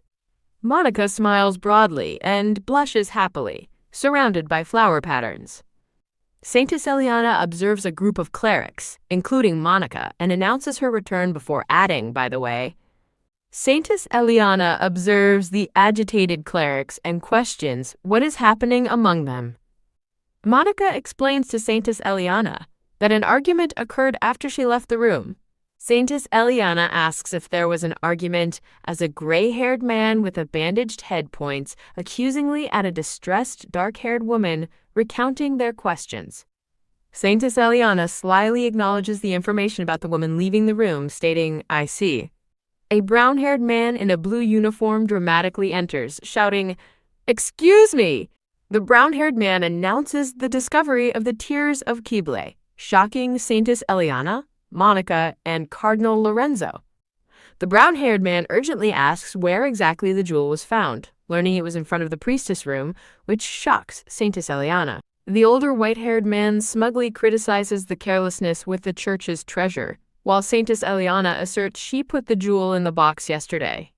Monica cries out in shock, revealing the jewel was missing when she checked the room. Saintess Eliana contemplates that someone intentionally placed the jewel in front of her room. The question of the culprit's identity hangs in the air. Saintess Eliana smirks, hinting she knows who the culprit is as a dark-haired woman stands behind her. Saintess Eliana cunningly asks Cardinal Lorenzo for his opinion on the situation, while a gray-haired man observes. Cardinal Lorenzo calmly asserts that a simple investigation will uncover the truth. A shimmering, abstract background with blue and purple light creates a moment of anticipation. Cardinal Lorenzo sternly vows punishment for the guilty, unsettling the dark-haired priestess who looks distressed. Saintess Eliana observes three priestesses, concluding someone deliberately placed the tears of Kibale near her room. Saintess Eliana looks distressed, wondering who would commit such an act, as the gray-haired priestess watches.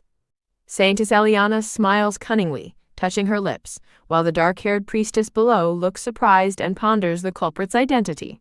The older white-haired man smiles broadly, pointing his finger, and declares that a traitor must not go unpunished.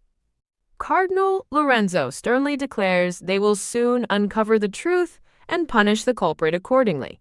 Saintess Eliana slyly asks the older white-haired man what happened, causing him to look flustered and humorously to himself consider her as the culprit. Saintess Eliana smiles, revealing another lost item was discovered near her room. A dark-haired woman and a brown-haired man in a blue uniform react with shock, exclaiming, "What?" Saintess Eliana discreetly places a sparkling object into Cardinal Lorenzo's hand. Saintess Eliana menacingly holds up a white hair clip, challenging others to identify its owner. A worried brown-haired man in a blue uniform addresses Cardinal Lorenzo, saying, "Excuse me." The dark-haired priestess recognizes the hair clip, believing it belongs to someone present. Saintess Eliana denies the implication with a distressed look, recalling the person's insistence on the importance of quote, quote, quote, quote, quote, quote, quote. The older white-haired man, looking distressed, urges caution, suggesting a direct check to confirm the truth. Cardinal Lorenzo places a hand on the distressed older white-haired man's shoulder, asking, "Right?" with a cunning look. Cardinal Lorenzo decisively orders someone to be taken away. The distressed dark-haired priestess struggles and cries out, "No," as the brown-haired man in uniform restrains her. The older white-haired man appears utterly dejected and defeated. The distressed older white-haired man hopes this incident is finally over. Saintess Eliana confidently states, "Now," then asks if everyone understands the situation, as the dark-haired woman and brown-haired man look slightly uneasy. Cardinal Lorenzo confidently speaks of the saint's splendor and the fate awaiting those who dare to harm her or the church. Monica calls out to Saintess Eliana, who looks at her. Saintess Eliana smiles at a relieved Monica, concluding that the situation is settled. Saintess Eliana smiles slyly, holding a small plant, as a startled reaction is heard from someone off-panel. The scene reveals the jewel was never truly present, as a hand turns a doorknob, implying a covert operation. A flashback shows the blonde woman, with the help of the white-haired man, stealing from the priestess's room, then the blonde woman smirks at the white-haired man. The blonde woman smiles cunningly, her eyes shadowed in a moment of satisfaction. Monica anxiously questions the status of the, quote, tears of Kebele while facing Saintess Eliana. Saintess Eliana smiles, holding the jewel and confirming the knight returned the real tears of Kebele to her, shocking Monica. Saintess Eliana smiles, wearing the, quote, tears of Kybla as a necklace, revealing she simply forgot to put it away. Cardinal Lorenzo questions Saintess Eliana, asking when she suspected the dark-haired priestess was involved. A thought bubble reveals the speaker unexpectedly saw the dark-haired priestess last night, linking to the growing suspicion. The grand, ornate blue room stands empty, filled with quiet anticipation. Monica recounts seeing someone steal the jewelry box while Saintess Eliana lay in bed. Saintess Eliana's blue eye is shown in a close-up, revealing her realization that someone was scheming. The dark-haired woman with gray streaks explains she had the knight retrieve and return the box, smiling triumphantly. Saintess Eliana respectfully asks Cardinal Lorenzo to handle the developing situation. Cardinal Lorenzo confidently accepts the task, vowing to purge corruption from the church. Monica blushes with distress, internalizing a comforting assurance that she will be fine. Monica's teary, blushing face shows deep emotion as a comforting promise of protection is heard. Saintess Eliana embraces an emotional Monica from behind, amidst a backdrop of pink flowers. Saintess Eliana holds Monica tightly, her eyes glowing with a warning that her protection is conditional on Monica's loyalty. Two dark-haired women discuss, with one asking what occurred, and the other clarifying if she meant the priestess. The dark-haired priestess lies distraught on the glowing blue floor, as narration condemns her for sacrilege. The dark-haired priestess lies on the floor behind prison bars, looking up from her blue-lit confinement. A hand slams a teacup, spilling liquid with a ka-ching sound, followed by an exclamation of "Ridiculous!" Monica looks shocked and fearful, contemplating the potential wrath of the goddess if the sacrilege truly occurred. Saintess Eliana calmly questions Monica about her concerns, while Monica begins to object. A divine-looking blonde woman with golden ornaments smiles serenely, her eyes closed in peaceful contemplation. A glowing blue orb accompanies the cynical declaration that goddesses merely observe and mock human disputes. Saintess Eliana looks contemplative, reflecting on choices leading to salvation or disaster, while Cassandra resolves to forge her own path. A close-up highlights Cardinal Lorenzo's white hair and piercing golden eye. A voice addresses Cardinal Lorenzo, calling out, "Your Eminence the Cardinal." Cardinal Lorenzo suddenly confronts Saintess Eliana, questioning her unexpected presence. Cardinal Lorenzo informs Monica he needs to speak with the saint. Monica blushes and excuses herself, offering to return if needed. Cardinal Lorenzo pauses at the doorway, beginning to speak. Cardinal Lorenzo, looking serious, states, "The matter concerns the priestess." A menacing red and dark background shows a folded paper containing suspicious white powder. The dark-haired priestess tragically clutches her throat amidst a blood-splattered background, as narration reveals she died from self-poisoning. Dripping red liquid and splatters intensify the dark and ominous scene. Saintess Eliana looks visibly shocked and distressed by the news of the poisoning. Cardinal Lorenzo appears thoughtful, suspecting something is amiss despite his thorough prior checks for hidden items. The blue-glowing Pope Francisco is depicted as having cut off the priestess, with others looking up in fear. The scene darkens with the revelation that the conspirators sought to bring down Cardinal Lorenzo. Saintess Eliana shares that the priestess was merely following instructions from a pro-Pope priest. Saintess Eliana contemplates the information with a thoughtful, Cardinal Lorenzo stands over the distressed, dark-haired priestess, extracting what little information he could from his interrogation. Cardinal Lorenzo smiles ominously, admitting he couldn't get full confirmation this time, but hints at more. Cardinal Lorenzo confidently asserts they will uncover evidence of the Pope's involvement and then seize control. Cardinal Lorenzo, surprised, questions Saintess Eliana, whose back is turned to him. Saintess Eliana senses and remarks on Cardinal Lorenzo's powerful spirit. Amidst an ornate golden background, a blessing from the goddess is bestowed upon the eminence. Saintess Eliana smiles contentedly, her hands gracefully clasped, amidst a vibrant bed of pink roses. Cardinal Lorenzo looks surprised, his golden eyes wide, against a soft, floral background. Cardinal Lorenzo blushes and looks away, appearing flustered and deep in thought. Saintess Eliana is shown in a chibi style, looking flustered with sweat drops, as a giku sound indicates her anxiety. Saintess Eliana looks seriously at Cardinal Lorenzo, who turns away as a koha sound is heard. An elegant, ornate archway adorned with flowing pink wisteria-like flowers creates a graceful backdrop. Cardinal Lorenzo kneels, gracefully kissing Saintess Eliana's hand, surrounded by lush pink roses, a moment of chivalry. Cardinal Lorenzo gazes subtly at Saintess Eliana while kissing her hand, a hint of emotion in his golden eyes. Saintess Eliana stands elegantly with her back to the viewer, her long blonde hair flowing, looking out a large window in a refined room. Saintess Eliana contemplates that her opponents are 1 or 2 steps ahead, her expression thoughtful. Monica expresses concern, asking Saintess Eliana if she is tired. Saintess Eliana assures Monica she is fine and not to worry, while Monica, hands clasped, appears hesitant. Saintess Eliana reflects that Monica has become more devoted and she's glad for her admiration, but wonders if she is relying too much on her. Monica informs Saintess Eliana that a letter has arrived for her, surprising Saintess Eliana. A hand holds an elegantly decorated letter addressed from Cassandra, adorned with a red flower and gold ribbon. The beautifully crafted envelope, prominently featuring Cassandra de la Alparez, is held delicately. The open letter, addressed Dear Saint Eliana, is presented against a backdrop of white roses. Lady Cassandra intently writes a letter with a quill, her dark hair with red streaks falling over her shoulder in an opulent room. Saintess Eliana looks utterly perplexed, holding the letter, as question marks float around her head. Lady Cassandra, thinking that she and Eliana have exchanged places, concludes they need to exchange information.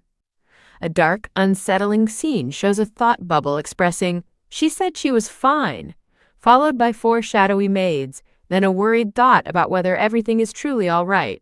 Monica beams, agreeing to bring the carriage around for Saintess Eliana, who is planning to go out.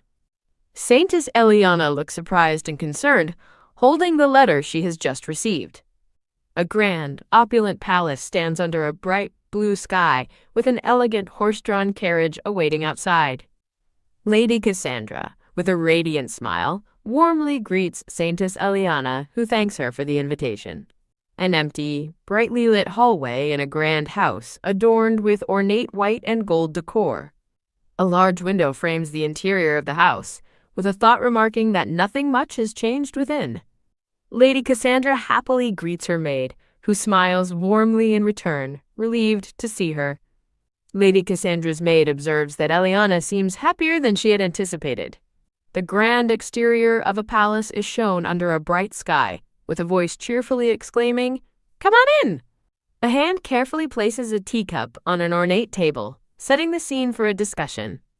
Lady Cassandra smiles broadly, admitting her nervousness about having friends over for the first time.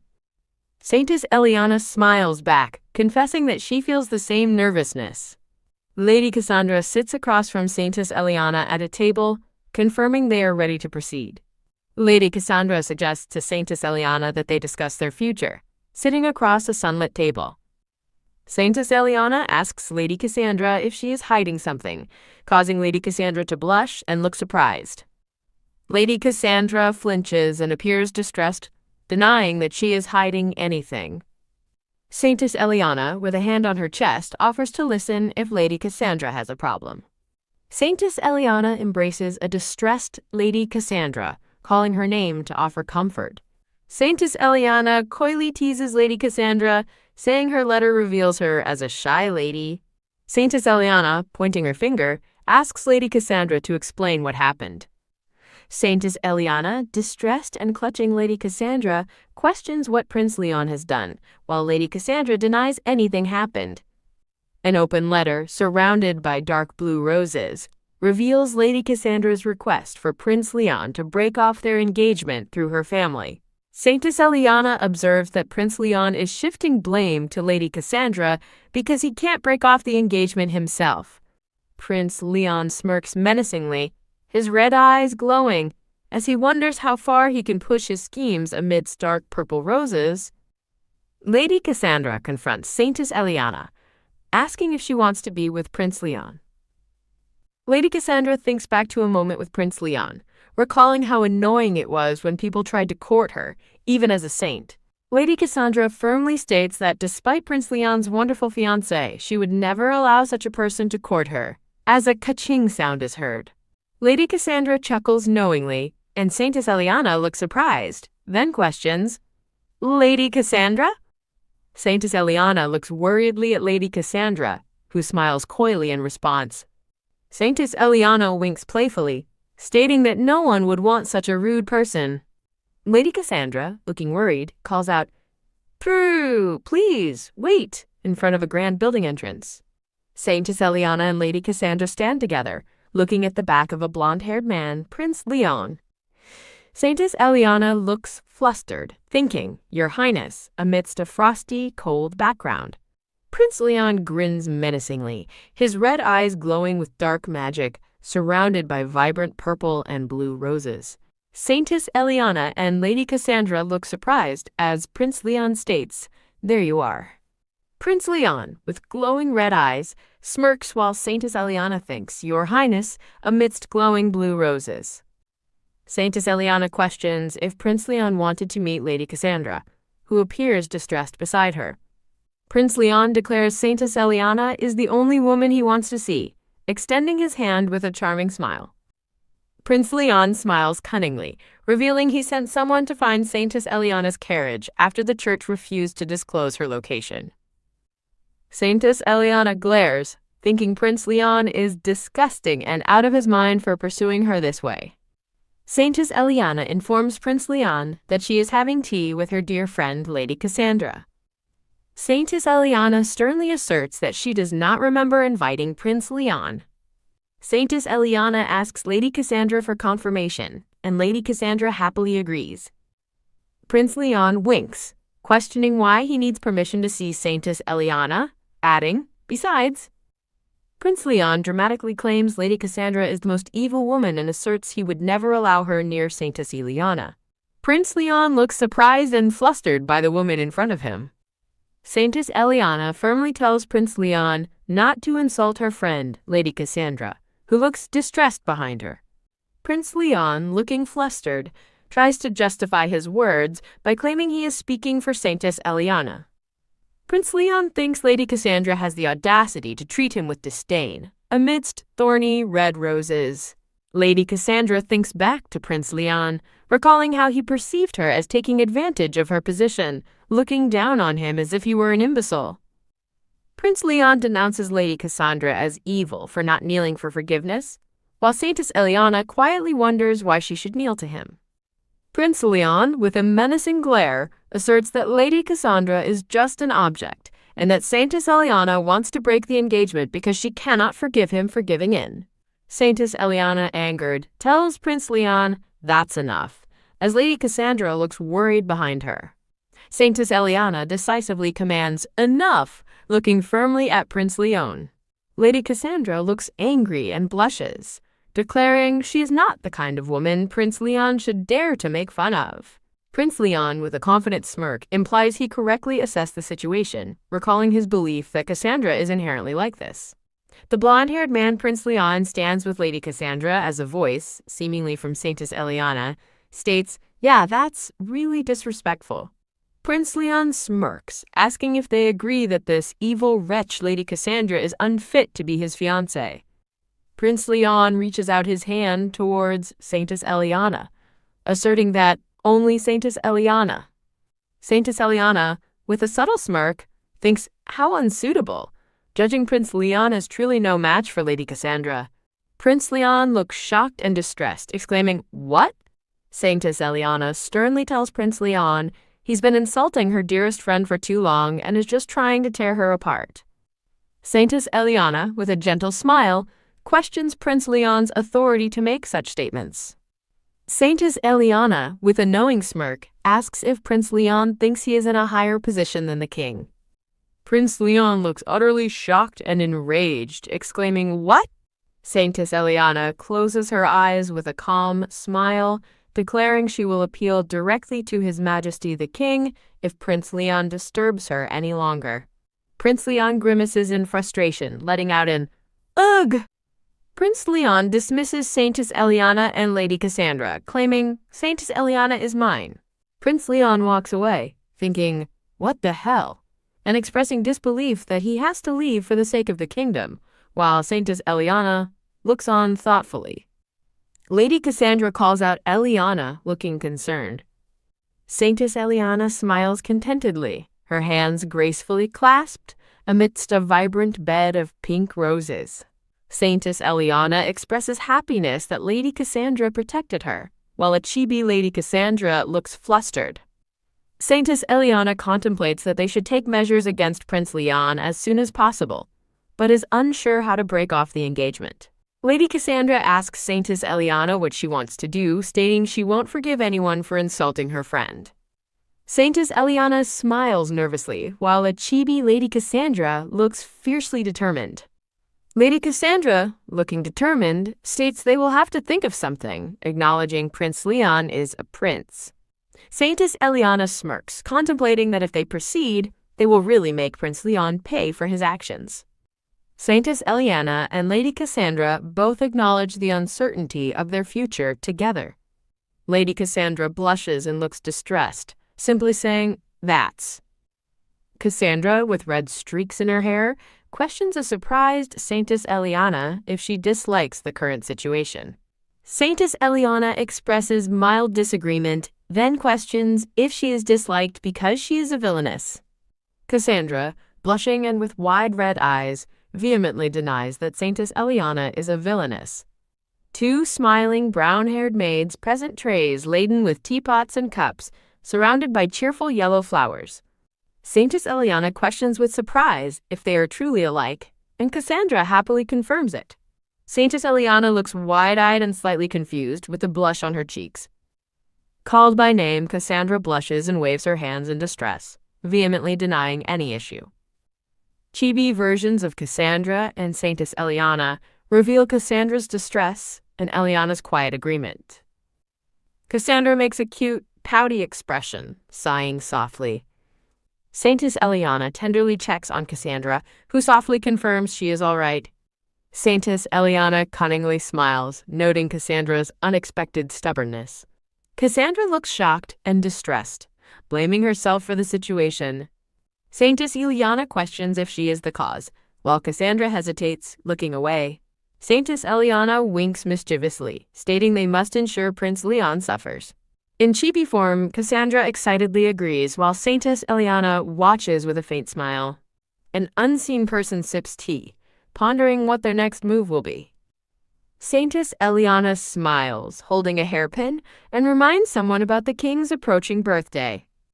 The kingdom celebrates His Majesty's grand birthday party, attended by all nobles and saints. Saintess Eliana sheepishly admits she skipped some birthday events to avoid Prince Leon. A thought surfaces about Prince Leon potentially causing trouble, as syrup is poured onto a strawberry cake. Saintess Eliana eagerly eats cake, growing excited, while Cassandra observes, questioning the lingering problem. Saintess Eliana winks and smiles, keeping her plans a secret from a surprised Cassandra. Saintess Eliana smiles apologetically, mentioning her extensive preparations. Saintess Eliana contemplates action and the need for help. A voice hints at a coming event, and Cassandra agrees. Saintess Eliana winks and asks for Cassandra's help, to which a flustered Cassandra readily agrees. Saintess Eliana stands formally before Cardinal Lorenzo, who is seated at his desk. Cardinal Lorenzo, with white hair and golden eyes, looks calm and observant. Saintess Eliana beams brightly, her hands clasped in a gesture of plea or joy amidst a pink floral backdrop. Cardinal Lorenzo looks utterly shocked, leaning forward and exclaiming his agreement.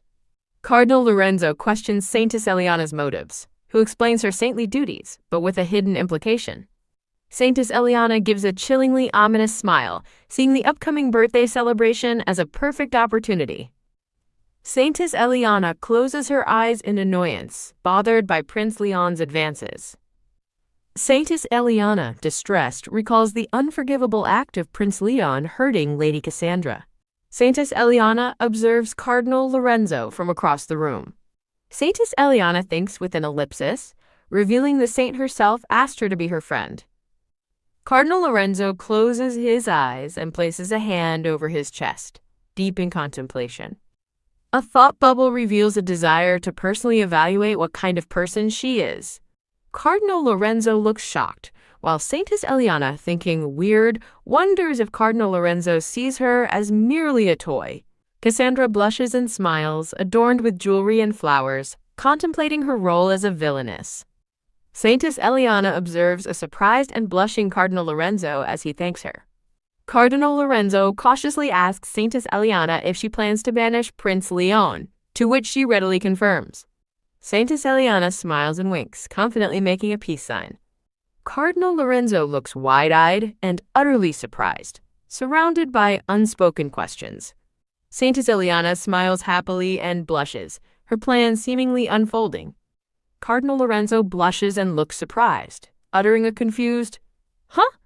Cardinal Lorenzo, blushing, pauses and then asks in surprise if she desires them to become lovers.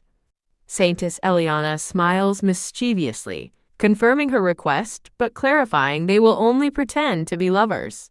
Cardinal Lorenzo looks happily relieved and blushes, a smile spreading across his face. Cardinal Lorenzo, with closed eyes, thoughtfully questions how Prince Leon will be punished. Saintess Eliana confidently declares her plans for punishment are easy, even with her lover. Saintess Eliana, shown in silhouette, details her plan to Cardinal Lorenzo, also in silhouette, to inform all attendees of something important at the king's birthday, as a magnificent crown rests below. The conversation continues. Revealing the plan includes informing His Majesty the King himself, against a backdrop of royal robes. Cardinal Lorenzo smiles slyly, his golden eyes gleaming as he ponders the implications of Saintess Eliana's words. Saintess Eliana, with her eyes concealed by shadow, concludes her thought with a decisive, "That's why," as Cardinal Lorenzo listens. Saintess Eliana, hands clasped, addresses Cardinal Lorenzo with a bright smile. Cardinal Lorenzo blushes, looking somewhat flustered by Saintess Eliana's direct approach. Cardinal Lorenzo, still blushing slightly, acknowledges Saintess Eliana's request with a thoughtful right. Saintess Eliana raises a finger, her blue eyes wide, stating that there is only one condition for her plan. Saintess Eliana looks up at Cardinal Lorenzo, who places a hand on his chest, a subtle smile playing on his lips. Cardinal Lorenzo gestures, seemingly accepting the condition, while Saintess Eliana looks on. Saintess Eliana smiles cunningly, touching her chin as if pleased with the agreement. Cardinal Lorenzo blushes, looking pleased by Saintess Eliana's words, as she states he truly is something. The scene transitions to a grand ornate room, sparkling with light, awaiting new developments. Saintess Eliana cheerfully invites someone to attend the birthday celebration with her. Monica is overjoyed and tearfully exclaims her disbelief at attending His Majesty's birthday party. Saintess Eliana advises Monica not to get too happy yet, as preparations are needed, to which Monica enthusiastically agrees. Monica ponders what preparations mean, then excitedly realizes it involves getting her ready for the party. The exterior of Monroy's boutique is shown, a fashionable establishment ready for party preparations. Marilu Monroy, the red-haired owner of the boutique, smiles confidently and introduces herself. Saintess Eliana, hands clasped, thanks Marilu Monroy for seeing her. Marilu Monroy smiles brightly, clasping her hands in welcome. Monica looks flustered and confused as Marilu Monroy speaks, while Saintess Eliana looks on. Saintess Eliana calmly reassures Monica, explaining that Marilu Monroy will be looking after them today. Monica, blushing and flustered, excitedly introduces herself. Marilu Monroy laughs lightly, returning a friendly greeting to Monica. Saintess Eliana beams happily, her hands clasped, pleased with the unfolding situation. Marilu Monroy assures them she will prepare something worthy of being next to the Saintess. Two brown-haired maids escort a flustered Monica as Marilu Monroy invites them to follow her. Saintess Eliana watches with a subtle smile as Marilu Monroy leads a startled Monica away. A grandfather clock indicates the passage of time, making Saintess Eliana wonder if it's almost time. A grand door opens, with a cheerful voice welcoming someone to the shop. Saintess Eliana looks surprised as she greets the dark-haired woman. Saintess Eliana smiles cunningly, remarking that the dark-haired woman indeed came. Cassandra smiles excitedly, pumping her fists in agreement. Saintess Eliana and Cassandra sit at a table in a bright room, and Cassandra apologizes for the suddenness. Saintess Eliana smiles, explaining she wanted to ensure everything was in order for the birthday party. Cassandra looks distraught, urging Saintess Eliana not to apologize.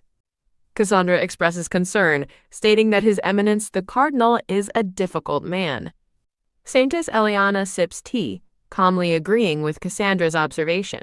Cassandra tries to speak, but cuts herself off, looking surprised and pointing a finger. Cassandra apologizes as Saintess Eliana calmly sips her tea.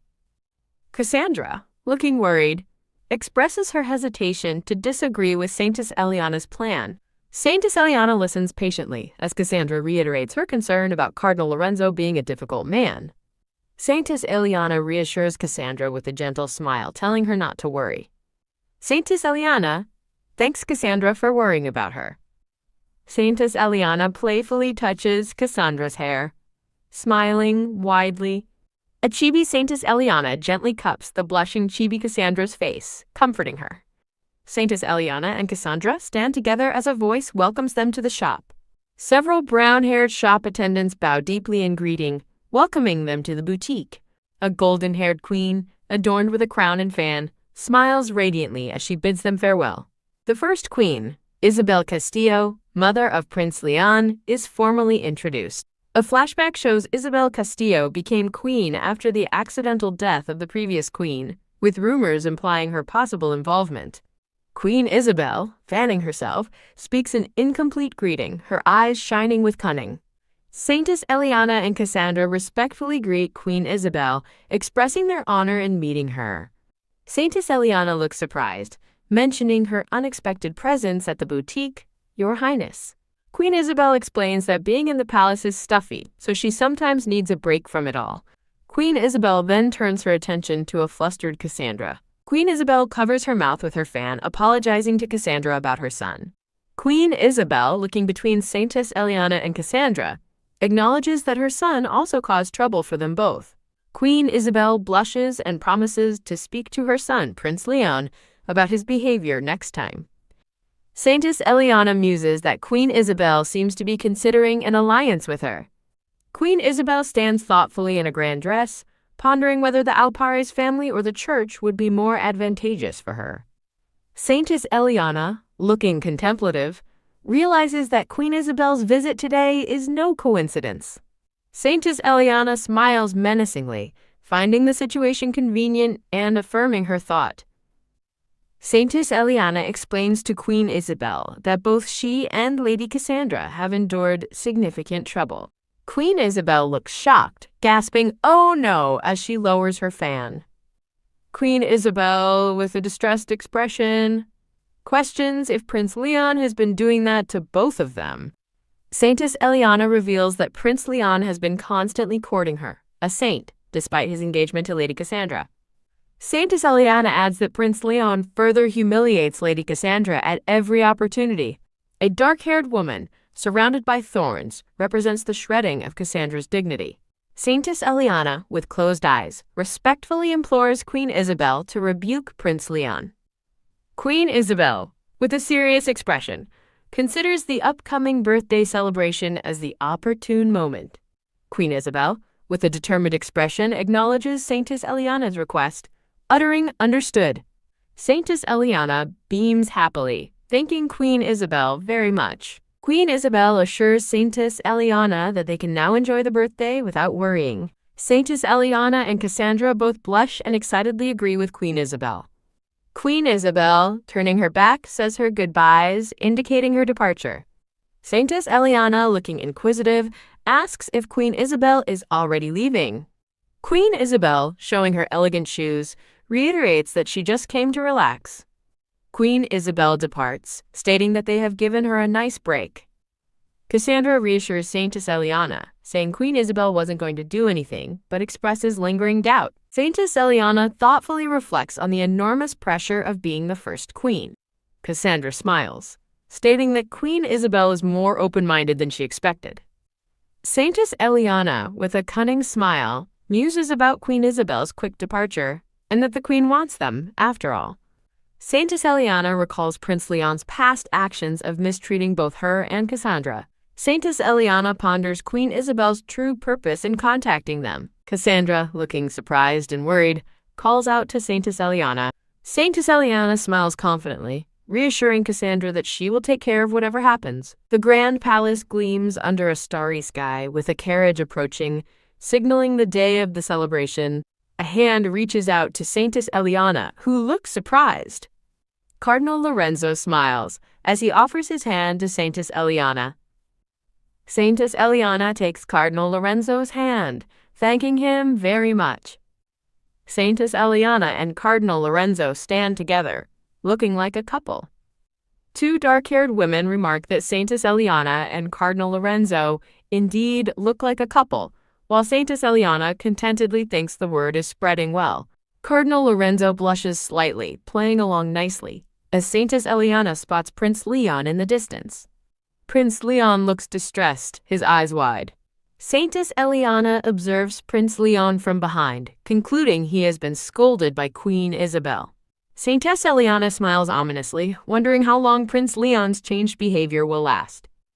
Saintess Eliana tells Cardinal Lorenzo she is going to say hello to the others, preparing to move. Cardinal Lorenzo, looking somewhat concerned, confirms Saintess Eliana is sure she doesn't want him to come with her. Saintess Eliana covertly thinks understood, while looking at a blushing Cardinal Lorenzo.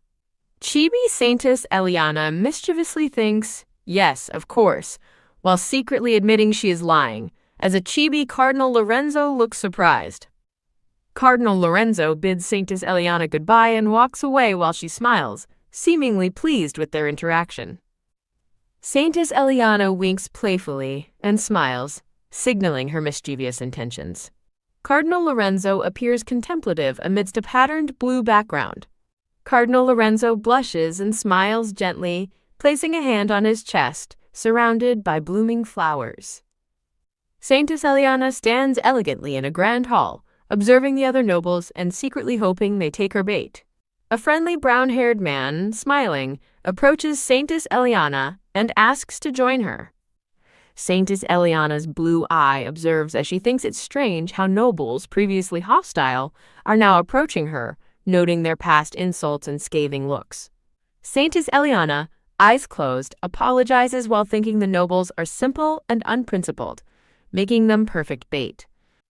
Amidst pink flowers, Saintess Eliana's thought bubble suggests that Cardinal Lorenzo is a jealous man. Saintess Eliana looks surprised, her hand near her mouth, wearing an elegant blue dress and a prominent necklace.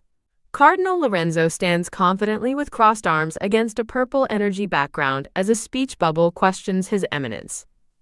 Saintess Eliana appears flustered and confused by the situation. The brown-haired man sadly says, I see, with a broken heart above his head, while another man behind him smirks. Saintess Eliana smirks as the scene below reveals Prince Leon amidst red flowers, with text noting that she and Cardinal Lorenzo are being courted by the nobles. Saintess Eliana, surrounded by shadowy figures of nobles, smiles knowingly and thinks, "See, you're jealous, aren't you?"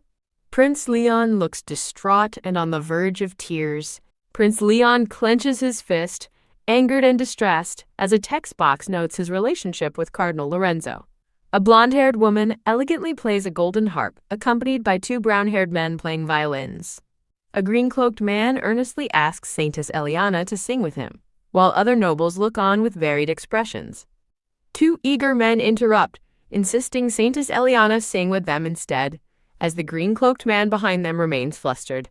Saintess Eliana politely apologizes to the eager men, while secretly thinking they are all a pain.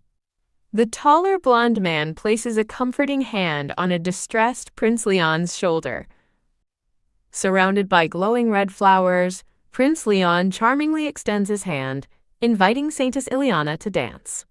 Saintess Eliana gives a slight smirk, thinking Prince Leon is stupid despite Queen Isabel's warning, then apologizes with a hint of menace. Saintess Eliana faces a shocked and distraught Prince Leon, who is surrounded by other surprised nobles. Prince Leon angrily questions who that is, while Cardinal Lorenzo calmly replies, "It's that person over there," indicating someone off-panel.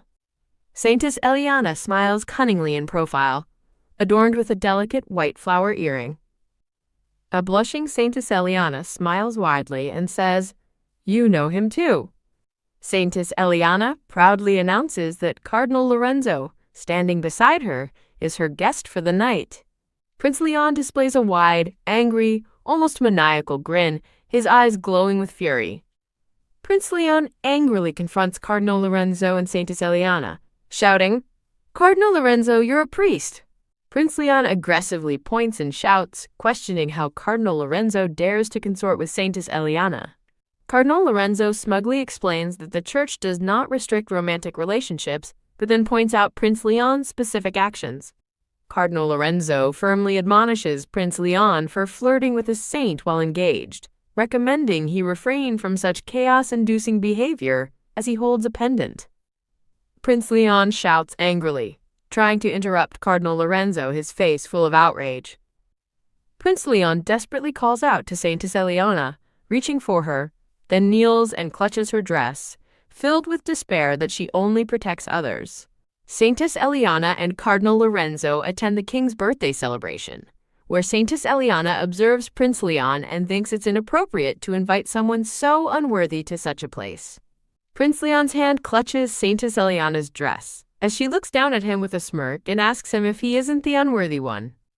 Saintess Eliana and Prince Leon are the center of attention, observed by a smirking dark-haired man and a thoughtful pink-haired woman.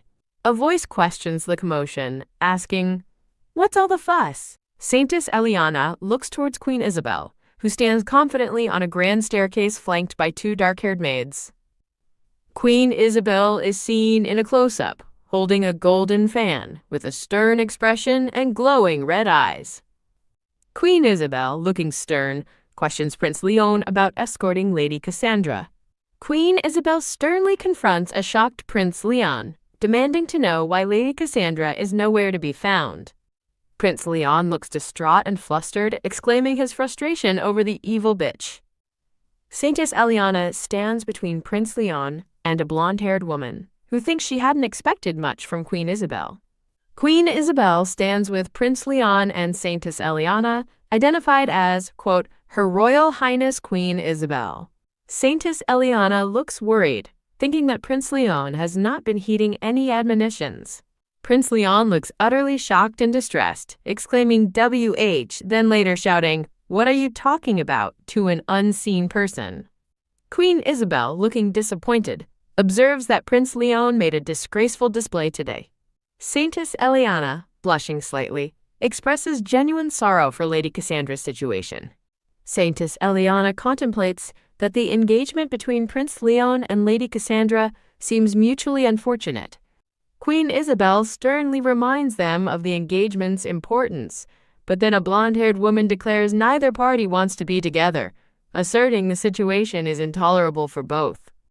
Queen Isabel questions Saintess Eliana's involvement in Cassandra's engagement when it should concern Cassandra alone. Saintess Eliana, winking mischievously amidst red flowers, proposes they ask Cassandra herself for her opinion. Saintess Eliana, with Queen Isabel in the background, happily calls out to Lady Cassandra. Saintess Eliana, with a cunning wink and smirk, reiterates the suggestion to ask Lady Cassandra directly. Lady Cassandra, with dark hair and red streaks, appears distressed, surrounded by glowing red flowers, as her name is called. Lady Cassandra, standing beside Saintess Eliana, confirms her presence with a simple, yes. Prince Leon looks startled as a voice calls to him, then he exclaims, What? While Lady Cassandra glares, vowing he won't make her forget his past words. Prince Leon appears flustered, then Lady Cassandra fiercely questions what makes him believe she is a villainess. Prince Leon looks visibly shocked and distraught, with Saintess Eliana observing him intently. Saintess Eliana, appearing surprised but with a subtle expression, agrees with the sentiment. Lady Cassandra confronts Saintess Eliana, stating she cannot forgive Prince Leon's past outbursts against her. Lady Cassandra, showing only her elegant dress and shoes, continues to voice her unforgiveness for the prince's actions. Saintess Eliana coyly reveals she, too, has been negatively affected by Prince Leon's behavior, which utterly shocks the prince. Saintess Eliana addresses Queen Isabel, explaining that her request is due to Prince Leon's actions. Saintess Eliana formally requests Queen Isabel to consider breaking off the engagement between Lady Cassandra and Prince Leon. Saintess Eliana smiles contentedly, looking down at her elegant blue dress as blue flowers surround her. Lady Cassandra, with a resolute expression, voices her agreement to Queen Isabel's consideration. Queen Isabel sighs and rubs her temple, seemingly exasperated by the situation. Queen Isabel, with a stern, glowing red eye, acknowledges that the situation is no longer within her sole control. Queen Isabel turns her back, expressing understanding for Saintess Eliana's difficult position. Queen Isabel reprimands Prince Leon for tarnishing their family's honor, orders him to stay in his room, and then fiercely demands to know if he understood her command to leave. Queen Isabel, with intense red eyes and holding her fan, sternly reiterates her order for Prince Leon to leave at once. Prince Leon appears extremely distressed, sweating profusely, and meekly agrees to Queen Isabel's command. Prince Leon looks angrily at Saintess Eliana. Then the dark-haired Lady Cassandra and Saintess Eliana are seen observing him. Prince Leon walks away, regretting his promise to Queen Isabel, while Saintess Eliana observes his departure, noting his refusal to change.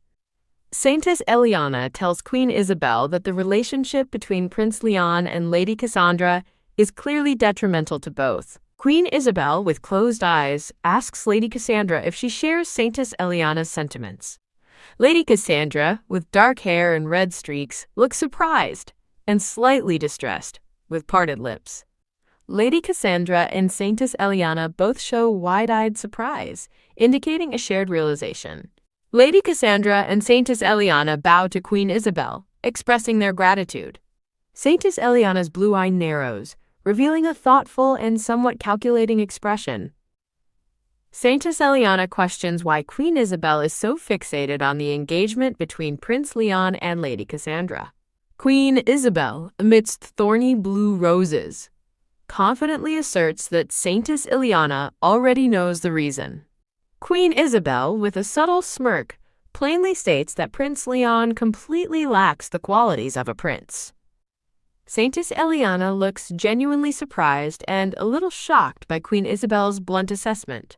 Queen Isabel dismisses Prince Leon, advising them to simply forget about him. Queen Isabel ascends a grand red staircase, elegantly departing, flanked by two dark-haired maids. Saintess Eliana, with a calm and knowing expression, decides to entrust the rest to Her Royal Highness. Lady Cassandra smiles happily at Saintess Eliana, eagerly agreeing with her statement. Saintess Eliana thanks Cardinal Lorenzo for his cooperation, who looks surprised. Saintess Eliana thanks Monica, who then exclaims how strange the recent events were. Monica beams, hands clasped together, looking incredibly happy and relieved. Cardinal Lorenzo calls out to Saintess Eliana with a close-up on their feet.